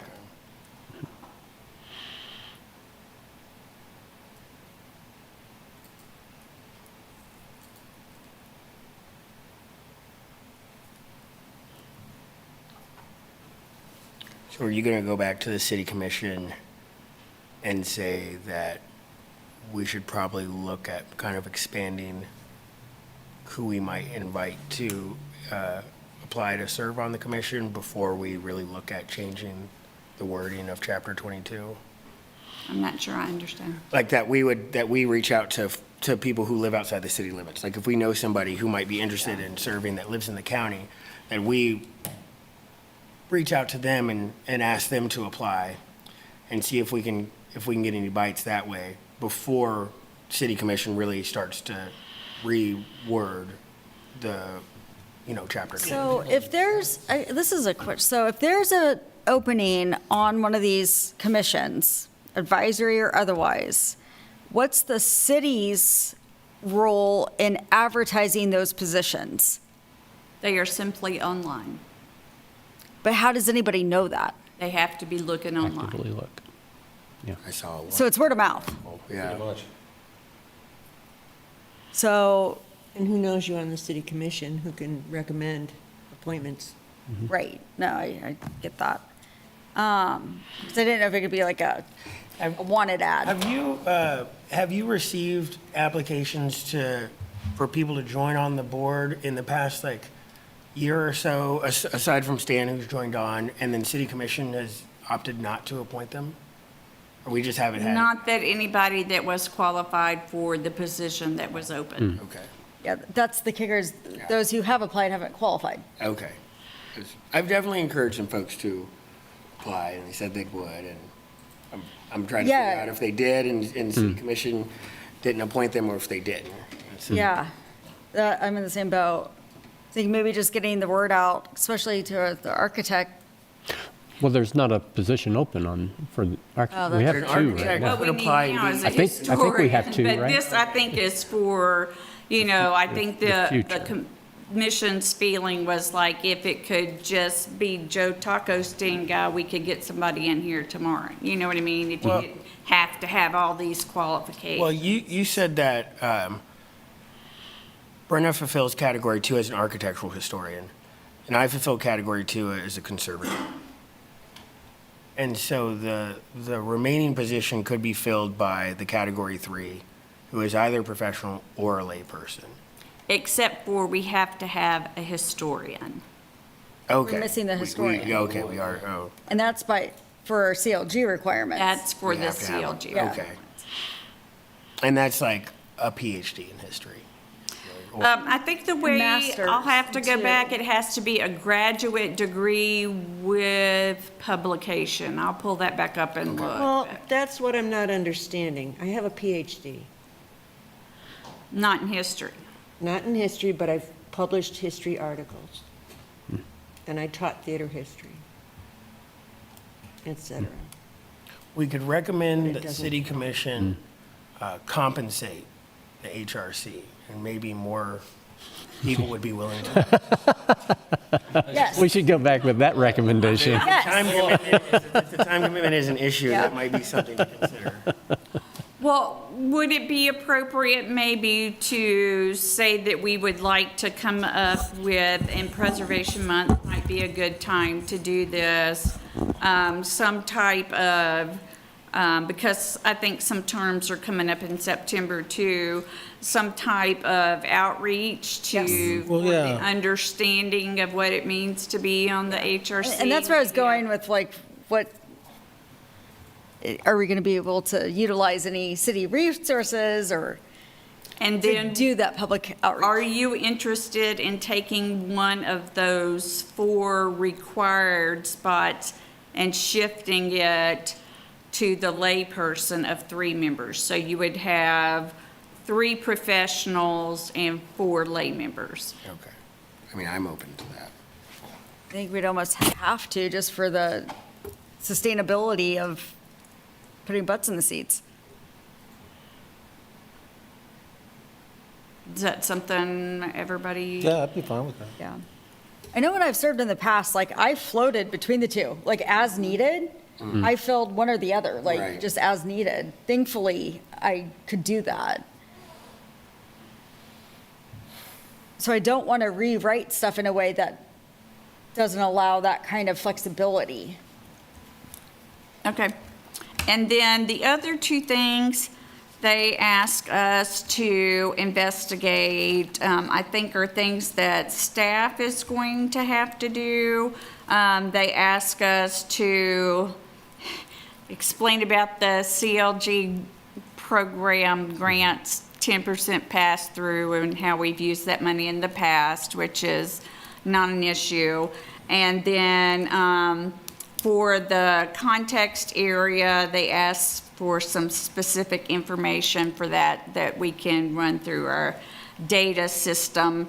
One of Commissioner Devers' questions was, what happens if the context area goes away? How does that impact the city? And so I can, of course, pull up all of information I have about how things like that work.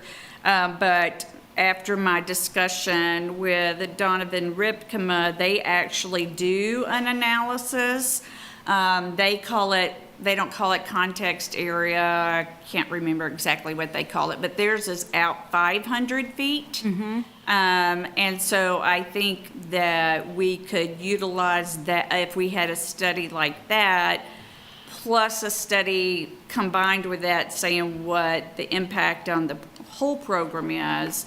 To me, to get that information prior to making changes to Chapter 22 seems logical. Yes. Because honestly, if we are not making an impact in those context areas, then is it something the city wants to continue down that path? Right. So to me, that information would be invaluable before you start making changes to the program. Absolutely.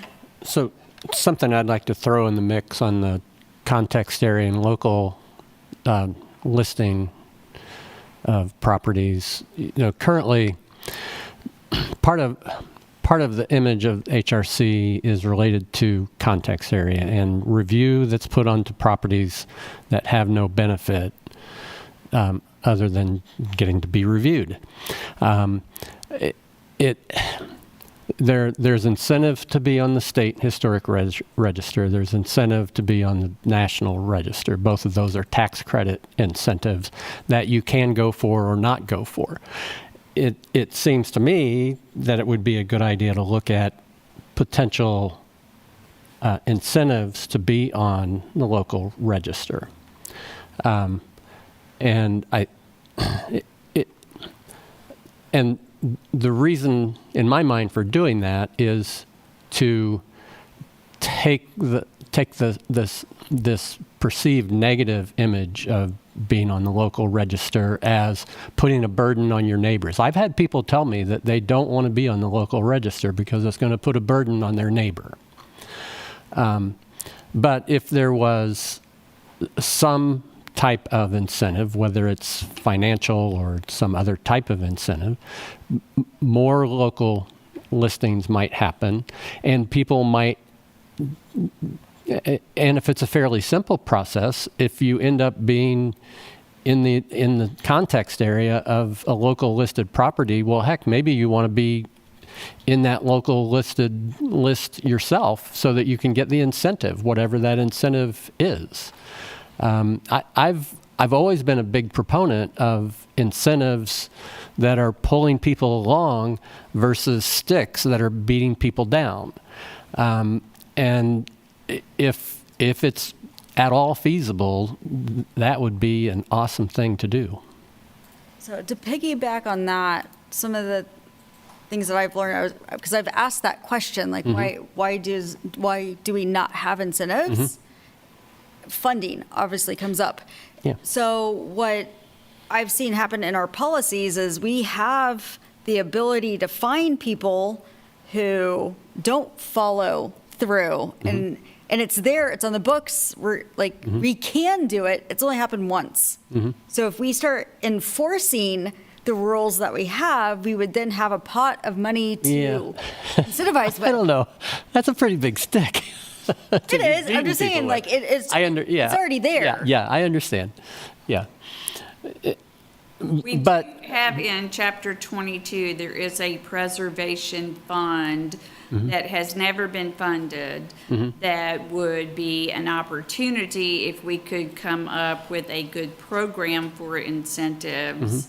It all, of course, dependent on the budget and the city commission's will to fund that fund, to try to find some way to do that. I know other communities have used certified local government grants and done things as grant programs where the architect fee is paid for and the house owner or whoever gets the free architecture, basically, and things like that. Preservation Resource Center in New Orleans, they don't have to use CLG money. But one of their programs is, and I think that they do it like twice a month, it's like a 2-hour window where anybody can come in and work with an architect. They don't have to pay for anything.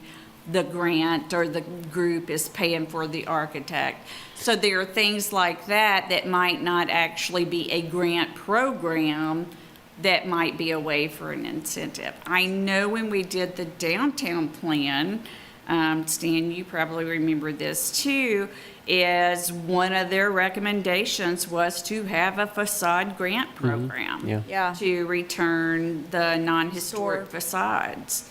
Has there ever been a like a local tax credit incentive? So like maybe up to like $50, like a max of, so like if you're on the local register, because everybody talks about property taxes right now. Right. Could we, like, I don't know the legalities of, So there's the, what's the property tax rebate program? What's the name of that? For over 65? Is that No, the one that we had for 1106 Rhode Island with the property tax rebate over 10 years. The NRA. The NRA, yeah. Thank you. Neighborhood Revitalization Area. I mean, City of Manhattan had a blanket NRA over one of their neighborhoods that anyone in that area that did a certain thing could be part of that program. I mean, there are areas of Lawrence that could potentially do that, it's a way to, but it's things like that. I mean, it needs to be something substantial. Yeah. I mean, the reason I've thought about this a lot, about the state tax credit program. At 40%, why does the state of Kansas agree to give up 40% on income tax? And there are lots of reasons, but one of them is that it's not just the people getting the tax credits on their project. Right. It's the people that are buying the credits. Yes. They buy the credits 89, 90 cents on the dollar. They automatically make a 10, 11% profit on buying those tax credits. So it's not just preservation that makes that program work. It's the people with the funds that can buy the credits that want the program to make their 10%. Well, it's also the workers that get to do the work. And that's from the state standpoint, that's the big advantage, is that it keeps the local workforce more engaged, because you have to hire a person to fix the window instead of buying a window at Home Depot that came from China. Yeah. So, sorry. That's okay. So we can put, what I hear, y'all please correct me if I'm wrong, is that we would like to do investigation to change to 3 professionals and 4 lay people within still that group, having it doesn't say knowledge of, interest in preservation in one of those fields. So that's one thing. And then on the context area, we would like to talk about incentives and doing the impact study. Mm-hmm. Yeah. Impact study for sure. Yeah. And then really, y'all don't, I think, need to comment on the CLG process. The only thing that had brought up to me by Brenna and also Joy after their fun time on Tuesday night was that a lot of the times that we haven't applied for CLG in the past 5 years at least has been because the city did not have the matching funds to apply for those grants, and so they weren't sponsored. I'll look it up, but as soon as we started getting CLG grants, we got them every year for 15 years, I think, or more, whether it was for surveys. We had that paid for interns, National Register nominations, district nominations, design guidelines. Freesdale Monument. Okay, Yes. yeah. And so, that's the thing. If you don't have the funding match, then you don't get to take advantage of the 10% pass-through. Mm-hmm. Does that cover everything? So, Did you want to say anything about your experience, or you do not have to? If you think there's something that the commission needs to have relayed to them. I think we're in a fact-finding education phase of this. And I think as both commissions understand where the other's coming from, we'll have a better understanding of who does what and why. Can I add in? Yeah. So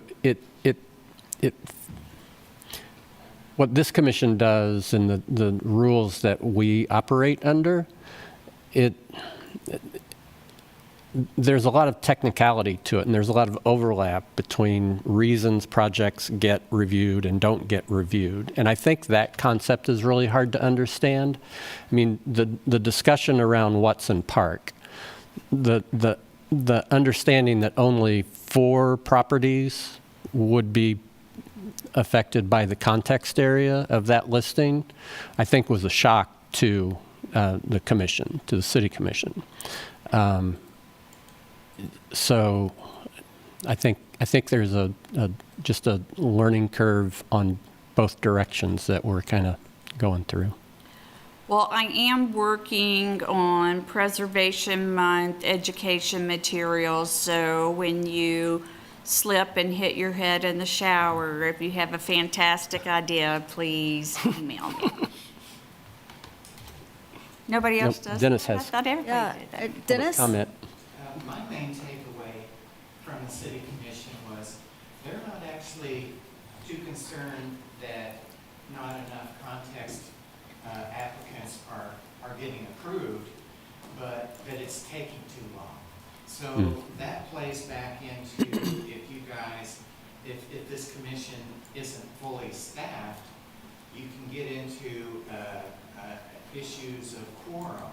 So I recall back in the row house, which was probably one of the most difficult agenda items of the last year.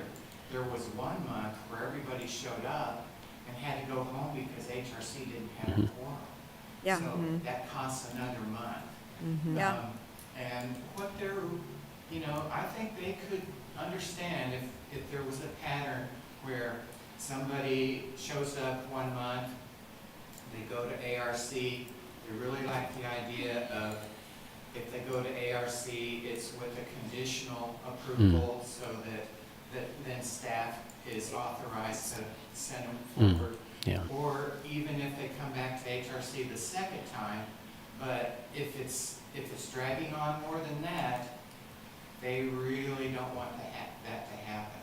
And I think that's their biggest problem outside of maybe infringing on property right argument that they have with context review is if you get into that process, they want to see people get out of it. Do you have any statistics on how quickly we pass each project? Do you know what I mean? That's part of the data Yeah. that we're gonna do. So Yeah. to kind of piggyback on that, and Joy and some other people did mention this, it's happening congruent with these other approvals.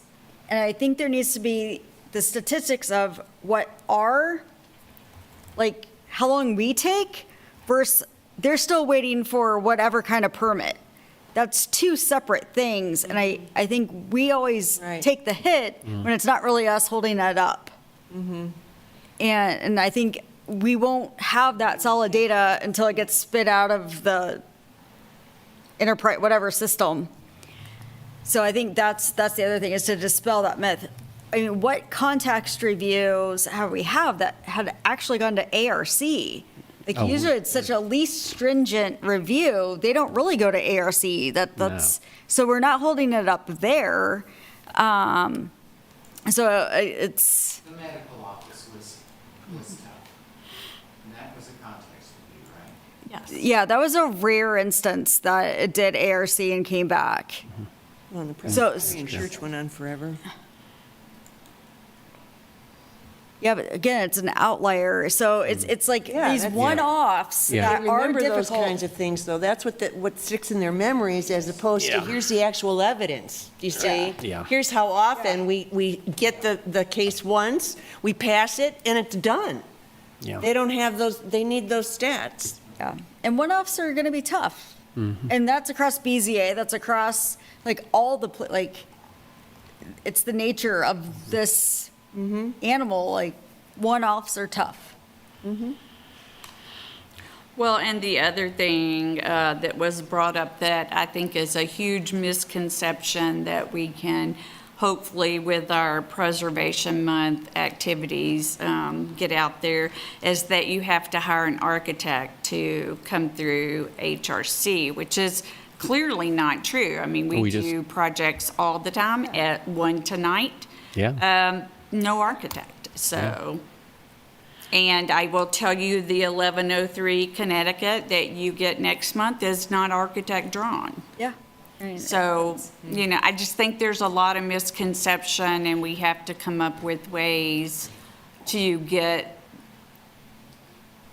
information that's correct into the public hands. Yeah. Agreed. And so if you have any ideas, send them to Dennis. No, I'm just kidding. I will say that LPA has been super helpful with grants, with the UP grant, with proposed changes to Chapter 22, and we bring that back as an amendment, and then also offering to help with some of the education stuff. So I think they should get some kudos for that. So outside of sending ideas, is there anything else we can help with? Because it seems like everything else is data-driven, and only you can do that, so. Yep. All right, Move we adjourn. adjourned. Thank you. Drive safe. Fast. Sorry if I was throwing you under the bus. I just, if we can do.